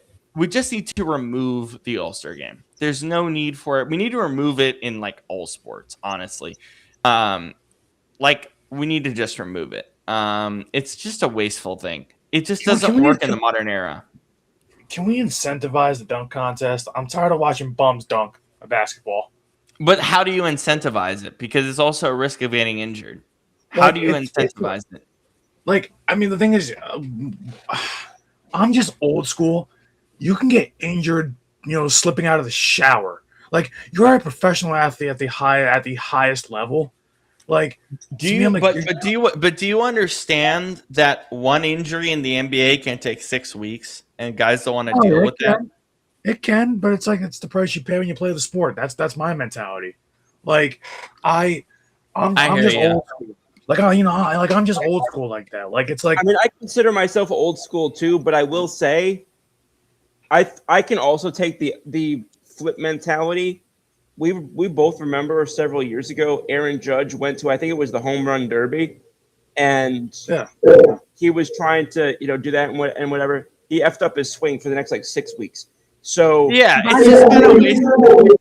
I thought that was all. I know it can mess with your swing, but I didn't care about that. That team that year was fine going into the playoffs. I didn't care. I'm gonna ask you guys a serious question. I'm hoping I don't jinx anything, but I'm gonna ask you guys a serious question. All-Star game next year. Aaron Judge is running to first base and tears his Achilles and is out for the year. What's the point of that? Well, Judge only gets one at bat because they take the guys out pretty much. He gets one or two at bat. I'm just saying, what if this is the risk you take? That's what I was going to say. Is we always say that the point of playing the game and the point of these leagues and whatever is to win the championship.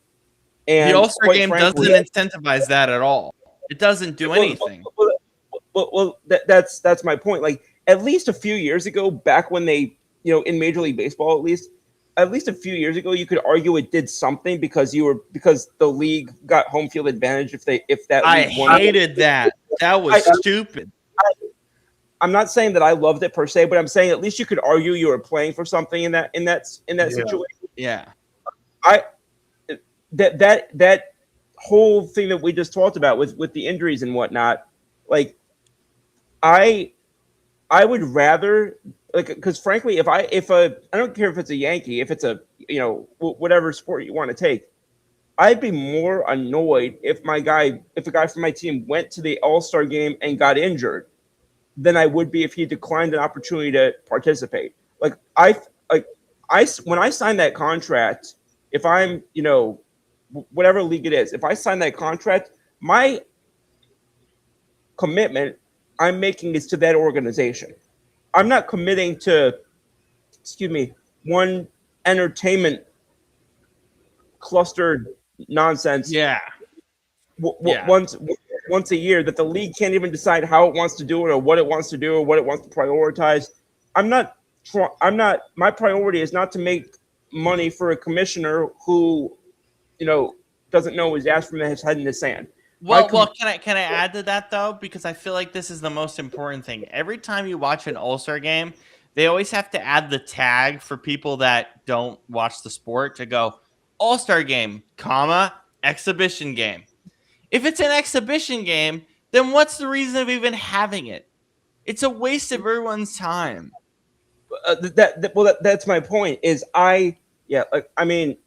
Again, I typically do consider myself one of the more old school fans, but in this regard, I just think it's absolutely pointless. Like if I want my guys going that hard, but I want them going that hard to play for the championship for the team that they committed to, and for the fans of that team that they committed to.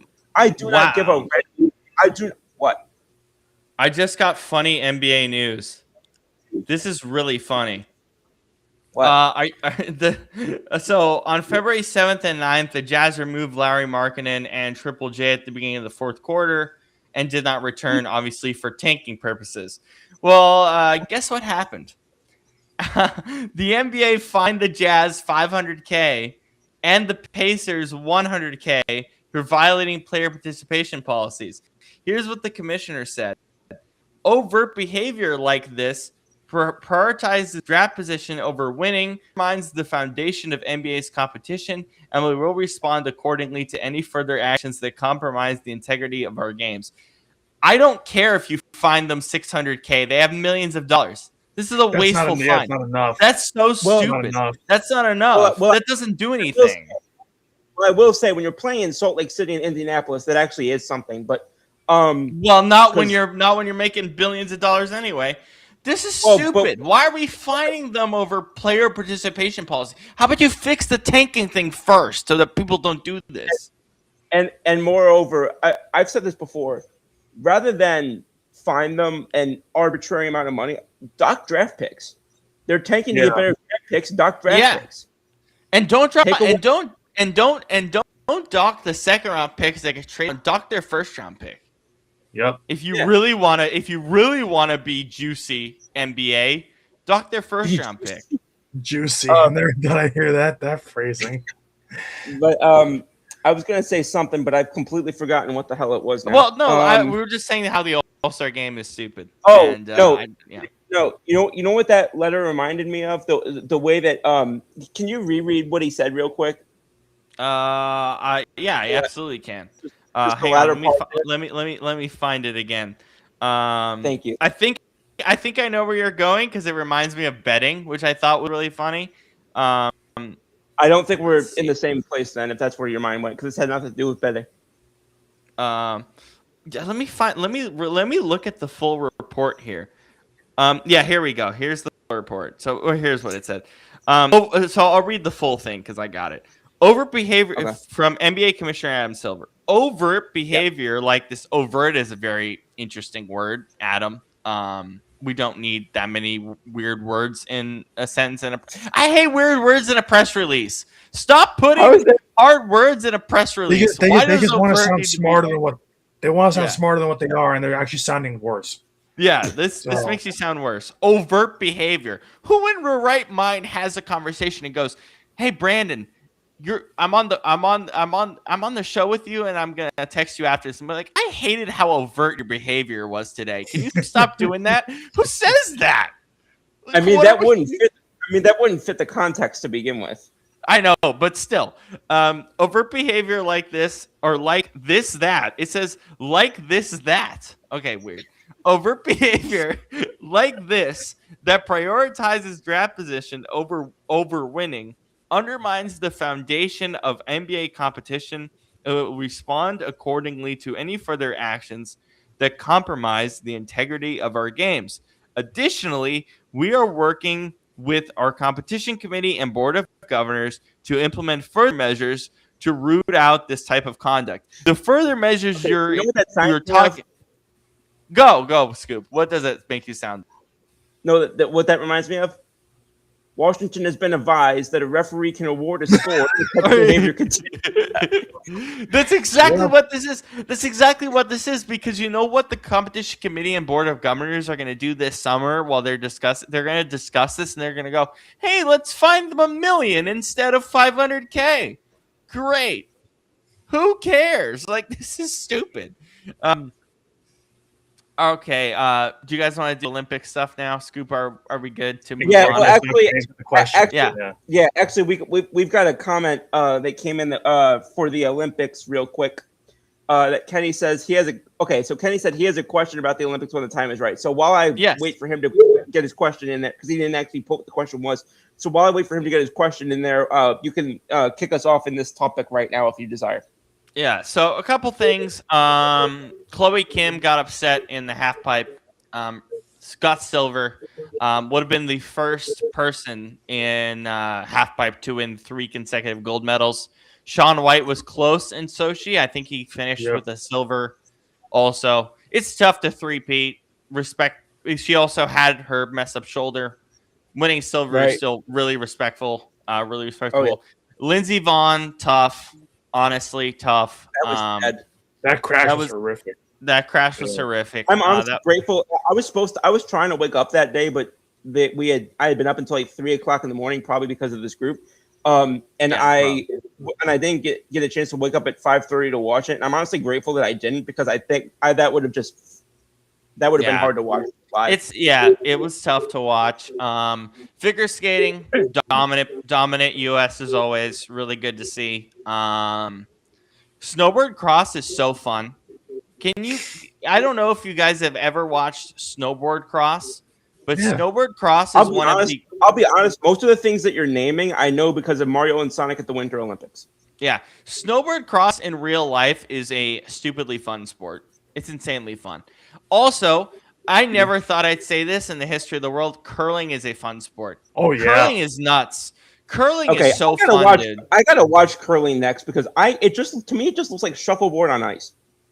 By the way, that's exactly what it is, and it is more fun than you would think. USA Sweden, I was sweating bullets at like 7:30 in the morning watching that. I was sweating bullets. I was like, what is going on? Yeah, we have Kenny's question here now. Yeah. Do you ever think we will ever? Do you think we will ever see a flag football event in the Olympics? What do you mean? We're getting one in 2028. It's official. We got official 2 years ago. We're getting one in 2028. Reading the question. It says all the other major sports have an event, plus a lot of players had a country flag on their helmet this year. Curling is similar to cornhole, he says. I've played cornhole many times. It does not look similar. I don't think. I'm so confused. How did you? That was giant news when it came out that flag football is going to be in 2028. That was gigantic. Yeah, that's going to be. By the way, we knew about that. By the way, I'll say this right now. FAH, we are traveling to. We're gonna travel to LA and work an extra month. We're gonna work that flag football tournament. Because I'm going to make you guys work it, because it's going to be so good. I've never been to Los Angeles. Yeah. I'm currently in the very, very, very preliminary stages of working that out, because I want to go to those Olympics first off, and basically we're going to be working an extra month of our calendar in August, July, doing that. But no, it's going to be cool. So basically, a lot of the country flags you see, that's the teams that they're going to represent. Like Kyler Murray's going to play for Japan. The St. Brown brothers are going to play for Germany in 2028. Kyler Murray for Japan continues to confuse me because he's got Japanese roots. He's got Asian roots. Yeah, no, there's also a player from the UK that always confuses me.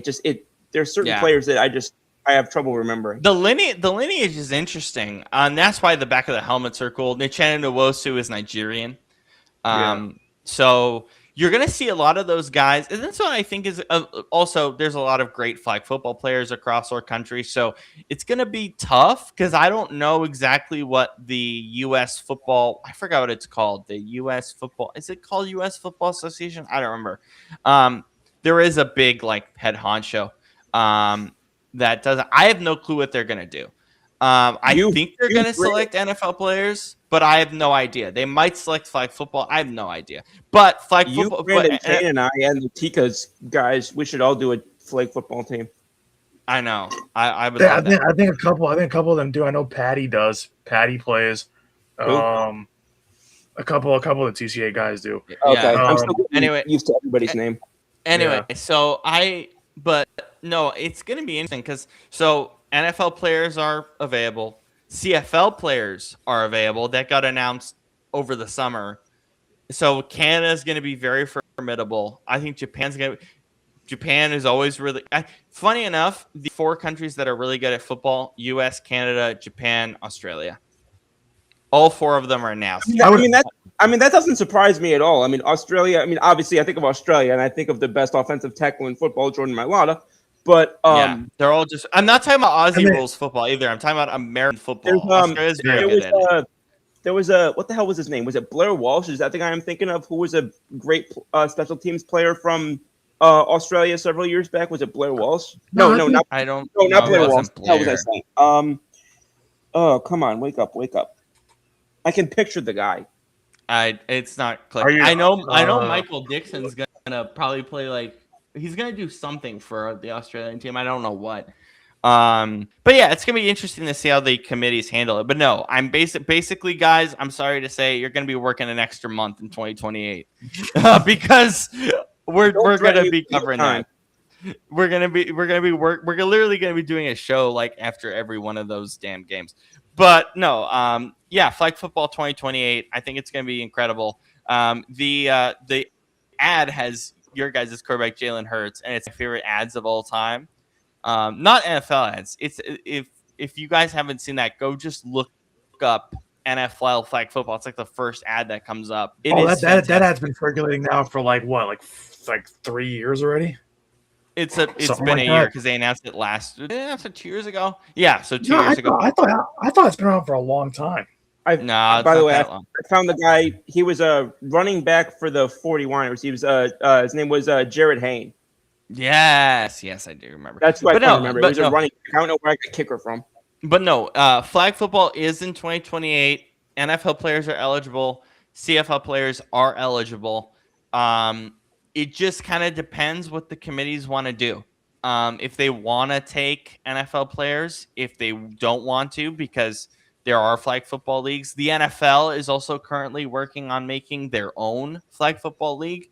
I think that is coming in a couple years for men and women. I'm talking professional. So, yeah. Excuse me. It's going to be interesting. Flag football is getting bigger. That's why you saw no other events at the Pro Bowl.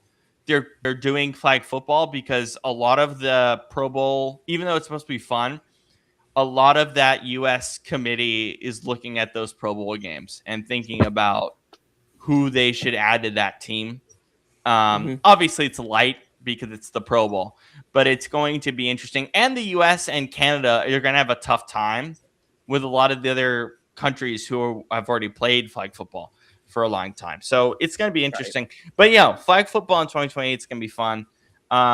Let's see what else. Yeah, snowboard cross is awesome. I go back and watch that. It's such a great sport.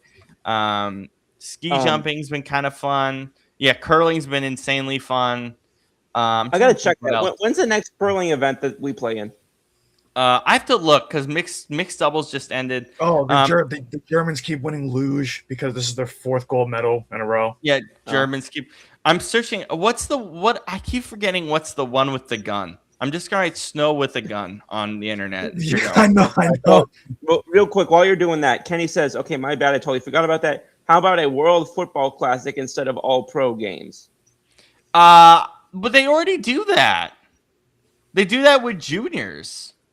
We lost to Japan. We lost to Japan. We got smoked by Japan 4 years ago.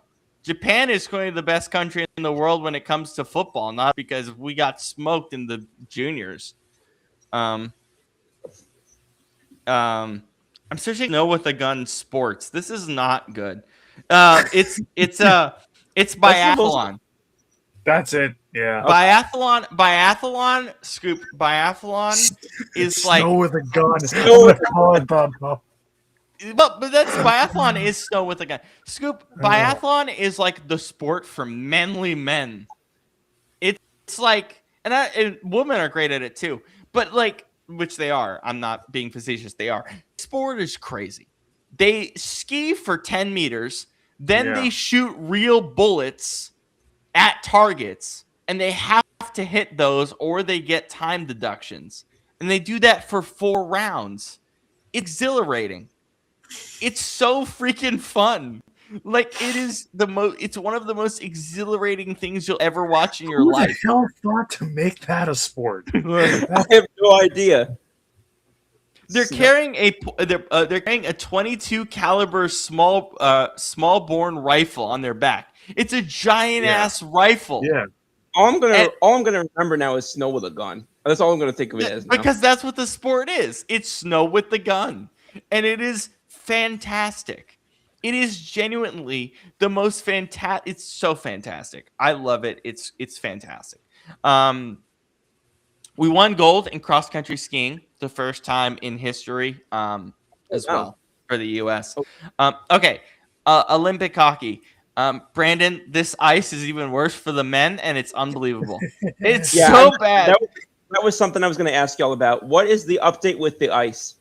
It is even worse for the men. We watched Canada. We watched Canada this morning, and we watched the U.S.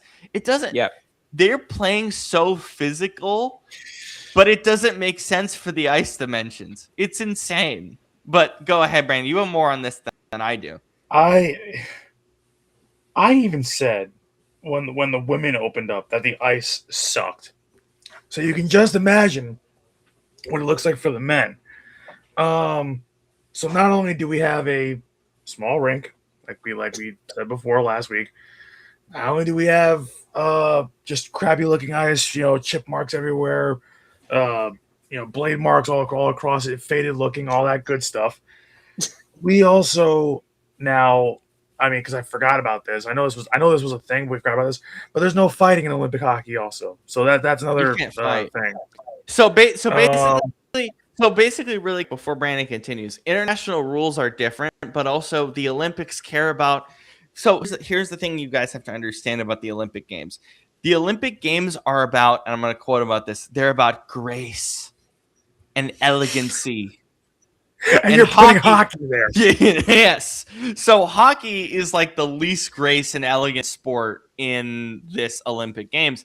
And so if you fight somebody, like if you get in a fight, you get a 5-minute major and you're out for the next game. I think you're out for the whole Olympics. You're like ejected.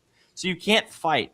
And that's an Olympic specific. I think it's an international rule, but I don't think it might be. No, you can fight in like the KHL and other hockey leagues. Yeah, but you can't. No, I'm talking about like country versus country, like a World Cup. I think you can fight. Yeah. I think you can fight in World Juniors, right? We've seen World Junior fights. Have we? We have. I don't remember. You're the wrong person here, bro. But no. So basically, because the Olympics are elegant, they can't fight. And you know what? We had, and I forgot about international rules because I looked them up earlier in the day, or I saw them earlier in the day before the U.S. played. If you literally just sit in the crease, that's goalie interference, or not goalie interference, like blocking.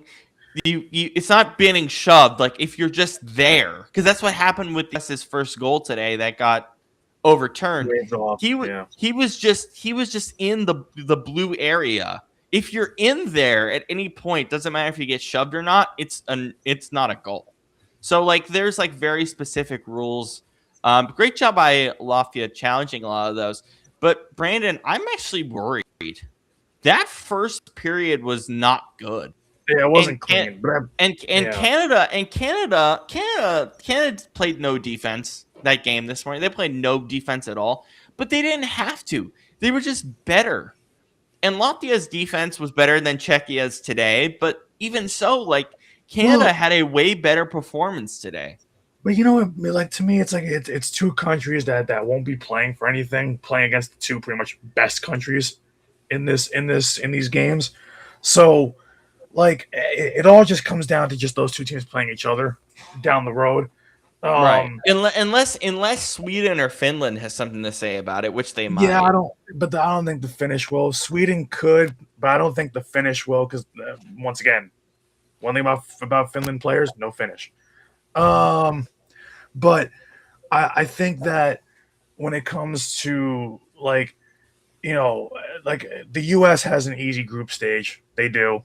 So does Canada. Canada has Switzerland next, and so they have Canada. Doesn't matter who they play. Canada's going to smack them, so it's fine. And the thing is, like, for the first game, I'm not too worried. Like I told you, just because it's like the first game is always a feeling out process, especially in the first period of the first game, and that's what it was pretty much for both teams today. And then they found it in the second and third periods. So I think that both teams will get better as it goes on, just barring anything crazy. So I mean, I think if there's any team that can give the U.S. a little bit of trouble in the group stages, it's probably actually Germany. But because Germany seems to be getting better each time they play in these big tournaments, so I think that overall, I'm not too worried. It's too early yet, but I think that the U.S. I think is more skilled than Canada, but I think Canada is just more technically proficient. That's what we saw today. Yeah, that's what we saw today. But I think that the U.S. just has more. I think more talent. Overall, it's just a lot of guys. They're just it's just putting it together. I'm glad that after the game that I think the first guy they interviewed was Jack Hughes. He had 2 assists. Yeah, my guy. But but at the same time, it was good. Like to win 5-1, to get your first game out of the way, to kind of erase a shaky first period and then kind of settle into the game. Like I think they'll find their footing, and I think they'll be fine. So I'm not too worried just yet. I have to shout out Damian Clara yesterday. 46 saves I don't even know how to read these statistics. But basically there was he had 46 shots at his head yesterday. And he had a point. Where are you looking? You can read them better than I can. I'll send it your way, Brandon. So okay, go look at that. But 49 shots against 46 saves. So he had basically a 939 save percentage. So he let in 3 goals, but he stopped 46 of 49 shots. That's what I thought I read. Thank you for confirming that. But that's crazy. This guy's in the Anaheim Ducks organization. Oh my God, Anaheim. You got to go. I mean, that's Sweden. And you're just doing that? I mean, he kept them in the game on Wednesday, yesterday. Just unbelievable. Just beyond unbelievable. So, good job, Anaheim. My God. But yeah, they're so physical. It looks like, and as I said before, the tournament started, they're so physical. It feels like someone's going to fly into the stands because of how small this ice is. Like, physicality that they're doing, like that they're having. This is already faster than a Stanley Cup final, right, Brandon? I mean, this already looks much faster, and they don't have any room for the pace and the speed at all. Well, I think that's why it looks faster, because there's no room for anybody to move. So I think it kind of looks a little bit faster because the rink is smaller. But we'll see. I mean, the pace of play changes with each team you play. Some teams are going to play you crappy, like a Latvia against the U.S. Hearing my grandfather in the background. I don't know what the hell's going on out there. But yeah, I think that just Germany, the pace of play will probably be a lot different. Like when the U.S. plays Germany, or like when Canada, when Canada moves on, or if the U.S. plays Canada, that's going to be an interesting, game, obviously, because That's your two best teams. They're gonna bring the best out of each other. So the pace of play today looks a lot faster because you're playing. Both those teams are playing two crappy teams. I mean, a lot of teams in the other groups are not really playing anybody great because really hockey is just a U.S. and Canadian sport, and Sweden, and some Nordic countries, but that's it. Everybody else is just too far behind the pack. So, so when it comes to those teams, you want to see those teams play each other. That's your real test. That's where you're going to see the real pace of play. And there goes Rob somehow. Are you freaking kidding me right now? Did he just cut out too? Yep. Oh, so it's not just my computer. My connection crashed. Yeah. For some reason. But yeah, but that's just yeah.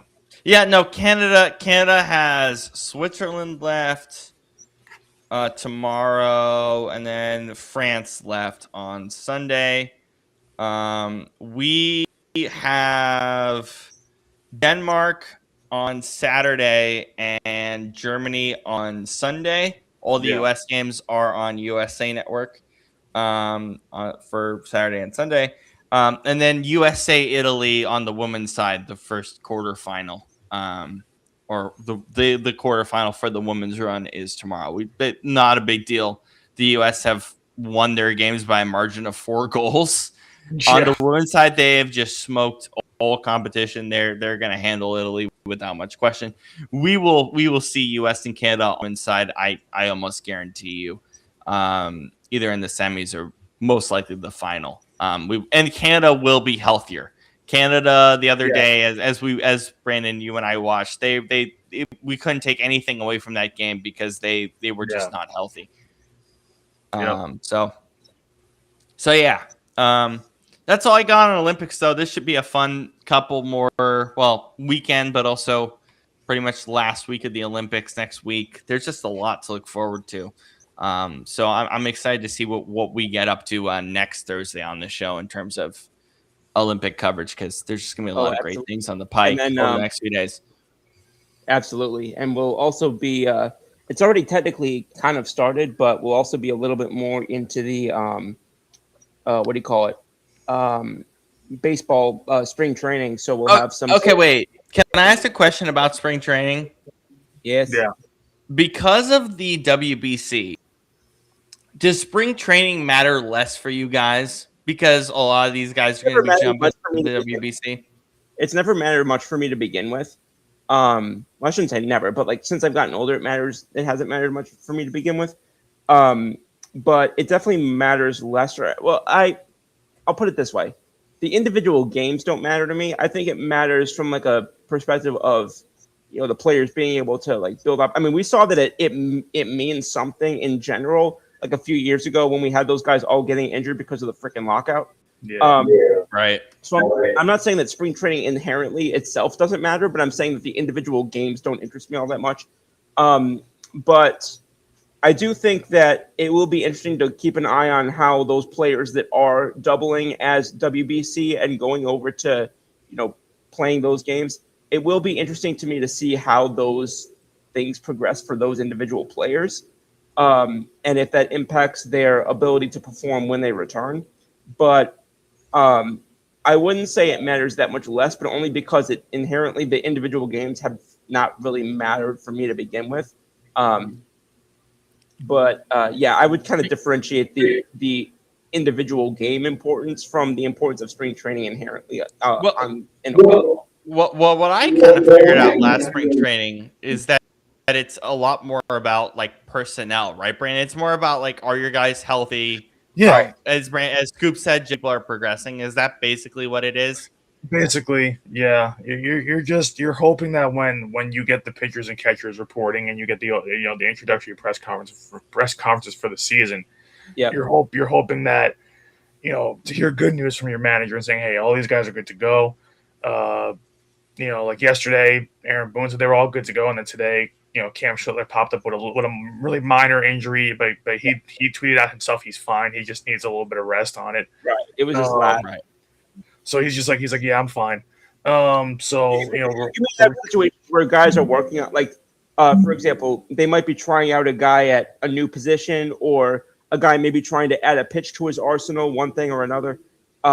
Those are the types of things that it's typically, or you may have like one or two guys who may have a chance to snake that last spot on a roster. The Yankees saw that happen with Jordan Montgomery about 9 years ago. Yeah. But that's my take on it. Because Like, because yeah. with the WBC, I mean, we're gonna care about those exhibition games because we want to see how nasty the USA are gonna smack these MLB teams, and Canada for that matter to an extent because they're playing Toronto. But like for that though, like when we hit the WBC, are we gonna care about any spring training games with these No, MLB teams? I'll be Probably not. watching nothing but WBC. Yeah. And like I said, inherently the games themselves, I don't really ever pay much attention to begin with. Yeah, Um, and also because of the split squad scrimmages too, I imagine that also makes it less important in a sense. Yeah. It's like Yeah. yeah. I mean, you watch the Yankees, half the Yankees playing against the Phillies and half them playing against the Rangers. Yeah, it's like I love watching Aaron Judge being teamed up with this AA player who I've never heard of before, and it's like, okay, like all right, like I don't care about this. But Yeah, that being so that does answer the question because I was really wondering how you guys approach spring training, especially I just in a don't year find like more this. baseball. Like honestly though, for me, like I wouldn't say I don't care about it at all. Like I look forward to spring training just because I look forward to just the warmer weather coming along. Yeah, exactly. So yeah, but I think that I just love watching, spring ball. I can't get enough of this. Like I said, baseball. Like, for me, baseball. Like I told you guys 1,000 times, baseball was my first love. So for me, baseball is one of those games where it's like I can't get enough of it. I don't care if people say, oh, it's too long or oh, it's too boring. No, it's like stop. Nah, I'm not like that anymore. I enjoy baseball. It's like like I love 162. I love the fact that it's that 90% of the season is played in warm weather. I love the fact that like you get games in October when the weather gets a little bit chilly, but not chilly enough. But where it's like and teams things get heightened. Baseball really gets fun in October, as we all know. Oh yeah, hell, baseball. That's what I care about it is October Really? because that's when it gets fun. Realistically, like if you're really a baseball fan, you know that baseball really gets fun actually post All-Star break. That's when it really gets fun. Well, for me, for like the All-Star break trade deadline, that kind of like second half of July. Yeah, Right. so it's like Yeah, I don't blame people for the first month or two not watching because we've seen so many teams in the first month or two play really.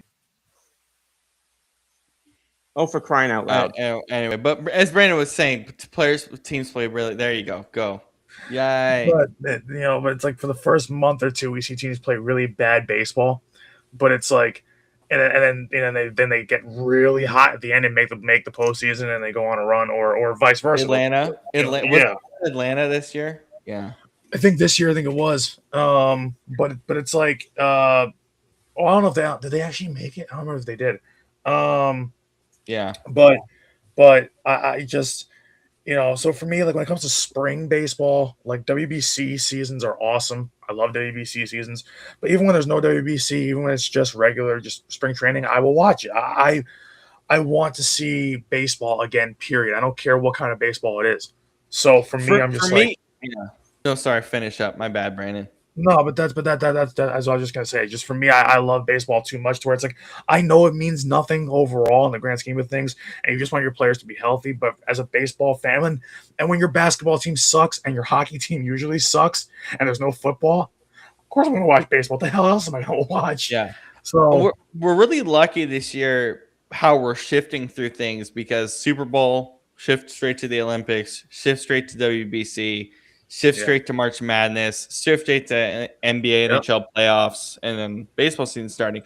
But WBC, like last WBC was my first one.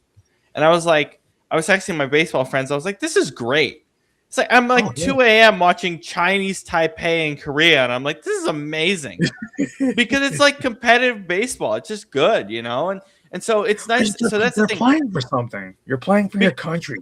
So right. So it's like from March like that. I loved it. So it's like for me, WBC years, I'll watch WBC, and then I'll watch a bit of baseball during the season, but then I'll really get into it during the postseason because that's when I'll watch like every game and So that's how I approach baseball.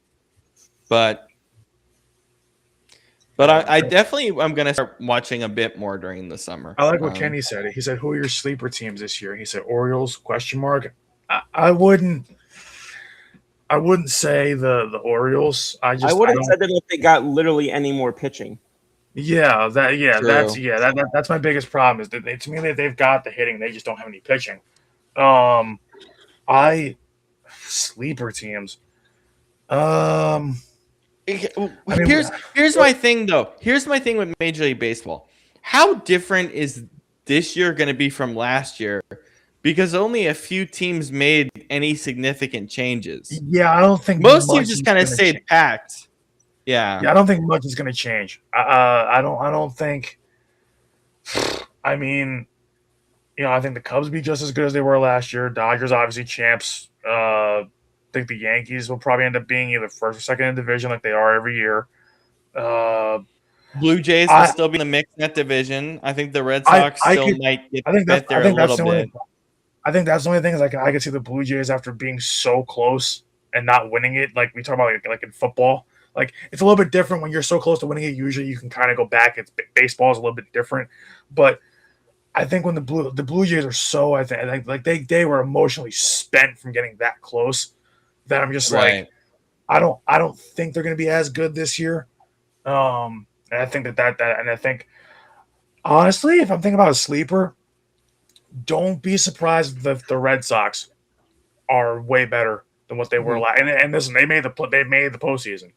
What I like about the Red Sox last year is kind of post trade deadline. They got younger, but they also got better a little bit, right? And so that got better after moving off of Devers, which nobody expected. Yeah, right. I see Kenny saying not a contender, but White Sox will be better. Murakami should be interesting. Murakami needs to prove he can hit the damn fastball. Right. So, did you guys hear what happened with Murakami when he got to the White Sox for the first time? Oh, the bidet thing. That same thing happened. With not the bidet thing. What was it? They misspelled his name on his locker. That's great. Oh my god. Wait. Castellanos getting cut was hilarious. That was coming eventually. Like, don't get me wrong. I don't hate Nick Castellanos like a lot of people do. I don't understand why anybody hates him. Just because he's like AJ Brown. When he's on the money and his talent is up, he's just as Philly as AJ Brown is. Like when he's on the money, he's on the freaking money. But his attitude sucks, and his work ethic is even worse. I didn't realize that. About him. Also, this is not the 1980s. Why are you bringing her into a dugout? Yeah, I can't believe I didn't hear this until today. Apparently, he thinks he's Josh Beckett. I know, but the thing, I can't believe that wasn't bigger news when it happened. He's like, he admitted to it today, and I was like, what the hell? Yeah, so that was weird to me. Yeah, so I don't know. Phillies are gonna be good. I'm excited to scream about your Yankees with you guys. Mariners, I don't think the Mariners are gonna be that great. I'll be honest. I think last year was kind of a flash in the pan. I'm a little scared. Because keep in mind, as you know, Scoop, the AL West was kind of a mess towards the end of the year, wasn't it? I mean, Houston was kind of there. It's kind of a mess for most of the summer. So there you go. Is he popping back in? Oh my god. Am I just black screen now? Yeah, you're just black screen. Brandon, I'm excited for you to get the new computer because hopefully that will help. Remember when I pointed to it like a couple like an hour ago? It's right here. It's over my shoulder. It's literally right here. We can't see. We don't know what you're pointing to. Well, no, because I did it earlier. Well, you did it earlier. You just need to set it up, and you wanted to set it up during a time where we had a break, and now we have a giant week-long break after this. That's the point. Like, this was going to be the last show of this old computer, and now I'm afraid of I need to transfer my data over from this old computer to the new one. I'm afraid the computer's not going to handle it. It's going to crash and die. I'll lose all my stuff because I'm like, what the hell? Like this is like you got to transfer it to a cloud save first, and then do that. Yeah, maybe. I mean, listen, this is I might as well just do the rest of the show ASMR since I got black screen and stuff like that. I don't know. How many more topics do we have, Scoop? I mean, this is kind of our. How close can I get to my microphone? How close? What? Don't make out with your microphone. Jesus Christ, man. Can I swallow the microphone? Oh dear God. Oh dear God. Brother, okay, wait. Quick side topic. Why do people outside of media circles think that you need to swallow a microphone like this in order to talk to people? I hate this. Everyone outside of media thinks you have to swallow the microphone so everyone can hear you when you can hear me just fine like this. I hate that people do that. Let's see. Let's see, shall we? Do I come back? Nope. You're just a giant bee. It's fine. Fine. You can still hear me. It's fine. You're just a giant bee, bro. Not the B movie B, but like the letter B. I hope not. although The B movie is wild. Have you guys ever played? Wait, have you guys ever played or searched up the game Bee Simulator? I know what it is. I have no clue freaky. what you're talking about. Yeah, I know what it is. Scoop, I'm gonna send you a Bee Simulator video after we get off. It is the creepiest game I've ever seen in my life. I was like, the bee is so realistic. It looks like it's gonna come out of the screen and sting me. It's so freaky, man. Like, I was like, what is this, man? Goodness gracious. My God. You know my favorite simulator. Well, Goat Simulator is obviously my favorite, but my favorite. What did you say? Goat Simulator? Have you ever played Goat Sim? I don't know what that is. Oh my God! I'll be back. I'm gonna figure out what's wrong with this computer. Okay. Okay, Scoop. Goat Simulator is you are literally a goat, and your whole objective is to like mess with people. You have a really long tongue and you like lick people and people get pissed at you because you lick them and they panic because you're a goat and you can like ride a roller coaster as a goat. You're a literal goat, dude. It is the best game ever. You are literally a goat and you just run around as a goat and you have a long ass tongue. It is awesome, dude. You should play it. Goat Simulator. There's Goat Simulator 1. And they jumped to Goat Simulator 3. They skipped 2 as a joke. So buy Goat Simulator 3. You're the kind of person that you would buy Goat Simulator and you'll play it for 500 hours. You will love that game. That game crossed 500 hours on OOTP. I know, that's why I said it. No, I'm serious. Go on Steam and type in Goat Simulator 3 and buy it. You will love that game. I'll do it. Yeah, I'll do it after we wrap up. Is Brandon gonna come back or what? He's figuring his stuff out. But my favorite simulator, it's online. It's called Rock Simulator. And you know what you do in that game, Scoop? You're just a rock. You just sit there. You don't even move. You try to move and you can't move because you're a rock. There's a simulator There's a simulator for everything, Scoop. There's a dating simulator. Dating sims are weird. Don't ask me how I know. Part of that. It's really bad. I Am Bread is a great sim. It's really hard. What? Okay, I Am Bread is really hard. I Am Bread is an amazing simulator. It's a bread sim. You are a piece of bread. And your entire goal is to get toasted.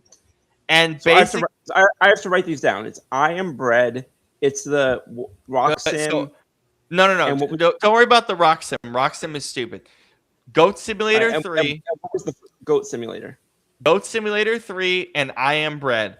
I Am Bread is so hard. I played the demo for I Am Bread, and I was like, I can't do this.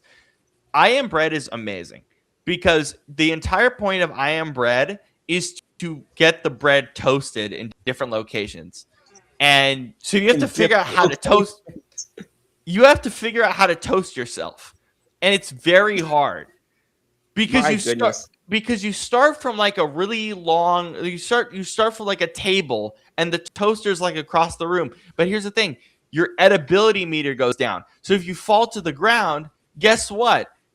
There's germs. So you have to like find a way to get out of it. But here's the problem though. If you're playing with a controller, which is the way you should play it, there's the triggers are the movements for different pieces of the bread. So the left side is the left trigger, the right side of the bread's the right trigger. It just makes it so hard because you have to figure out how to get the bread to stand, and it's so difficult. But I love I Am Bread. Yeah, I Am Bread's amazing. Since I'm just a black screen, I'm gonna for the rest of this pod tonight, I'm gonna adopt a nihilist perspective, and because I've been consumed by the void, life has no meaning. Just while we were waiting for you, Brandon, I was telling Scoop about I Am Bread. I heard some of it. Yeah, I Am Bread is amazing. I love. Scoop will hate me for telling him because that game almost made me throw made me throw a bottle of water through my TV. That's how hard that game actually is. If you want to see how rage-inducing it is, watch all the popular gamers on YouTube play it back when it was coming out, like Markiplier and all those guys. Watch them play it because they freak the hell out over the game. It's so hard. Isn't there another one where it's like it's about a fish? Isn't there another one with a fish? So? I haven't seen that one. Oh, Octodad? No. Well, that's one of them. There's another one. Scoop. Write down Octodad. You will love Octodad. I need you to please spell that. It's Octo, so OCTO, and then Dad. Oh, duh! It's literally just I Am Fish. It's the sequel to I Am Bread, I think. I have not played I Am Fish. So Octodad, for some reason, Scoop, you're an octopus with a human wife and 2 children, and the entire point of the game is to hide the fact that you're an octopus to your family until the end of the game, and it's so fun, dude. It is such a fun game, but it's really hard. It's so fun. And then Scoop went out. What? Oh my god, what happened now? I don't know. You went out for 2 seconds. We've gotten so off the rails. Anyway, that's all I have today. So yeah, same here, and I'm not sure how much further we can go with the current situation. So, let's pick it back up next week with spring training, the continuation of the Olympics, and looking ahead to the NFL offseason. So, oh my God! Speaking of that, did you guys see what Clint Kubiak said the other day on Monday? You sent it. I think you told me. So, yeah, he basically in his presser said, "I got a cup of coffee with Max Crosby, and it was really great." I'm like, what? I don't remember seeing that one. I'm serious. One of his press conference things was like, because they asked him about, are you going to trade him? And he's like, well, I saw him in the weight room this morning, and then I got a cup of coffee with him and talked to him. And I'm like, wait, did you get Folgers with him? Did you get Starbucks? Like, what did you get? And by the way, could you imagine getting coffee with Max Crosby? That big of a dude drinking a small cup of coffee would be amazing. That big and that tatted, the scariest looking white boy of all time. Drinking a Folgers? I mean, dude. Oh, what? It was so good. Anyway, that's a good way to end it. It is. Brandon, you got anything else before we take us out here? The void has nothing else to add. The void. Okay. And Brandon Furtado will return in Avengers Secret Wars. When the void is going to show up. In Avengers what? Secret Wars, the second movie after Doomsday. Brandon Furtado will return in Avengers Secret Wars. I don't know what's happening. Watch how crispy I'm going to look next week. Watch. Well, I just talked about I am bread, and you said, "Watch out, crispy. I'm gonna look." Okay, I've completely lost Oh my the god! understanding of what's happening here. Because We'll see I you guys. said I talked about I am bread, and then Brennan said, "I'll look crispy like a slice of bread." Oh my god, my computer just had a pop-up come across the screen. It's done. It's so done. This thing is cooked. Wait, Okay, what was the pop up? Hold on, I need this. It was like a malware ad. I was like, oh no. I'm dying. Okay, but malware ad. Go fix your computer. There's no point. This is the last time I'm gonna use it. The new one's right here. You can't see me. You can't see me right now, but I am like holding it and stroking it like it's a pet. Oh my god! Oh, okay, stop! I can't. Oh, I can't breathe. okay. We got to this. Yeah. Can I quote that? I'm holding my computer and stroking it like that. Oh. Meanwhile, while this one's also simultaneously dying in my arms. Oh my You god! know, Oh my god, dude! I'm gonna die. Please you know what stop. they say, right? When someone dies, when someone dies, like another baby is born. That's exactly what this is right now. This computer is literally on its last legs, and I'm about to say goodbye to it as a new era. Dude, dawns. my I entire entirely stomach lost is track of hurting. I had to take off my entire stomach is hurting. I had to take off my glasses. Oh my god, that was so funny. An Okay. angel's about to get Oh its my wings God. because my computer's dead. Oh, Why did you have to do a Beautiful Life reference? Oh my god. what? Have you ever? Oh my god, Scoop. Oh Oh, no. Oh no. It's This a is wonderful life. it's have you ever seen It's a Wonderful Life? Yes. Okay, good. That was what I meant to say. Good. I Okay. was gonna punch you through this if you didn't know what that was. Okay. Oh my god. Not literally, but anyway. Yeah. Okay, this is getting way off the rails. That's what We I need keep trying to say. I keep getting rerouted. All right. That's We'll see you funny. guys Can we next clip week. that? I don't All know right. how to, so Shane's gonna have to do that. Oh my god. All right. Peace out, everybody. Thanks for joining us. See you guys next week. Same Scoop time, same Scoop channel. Brandon, or the ghost of Brandon,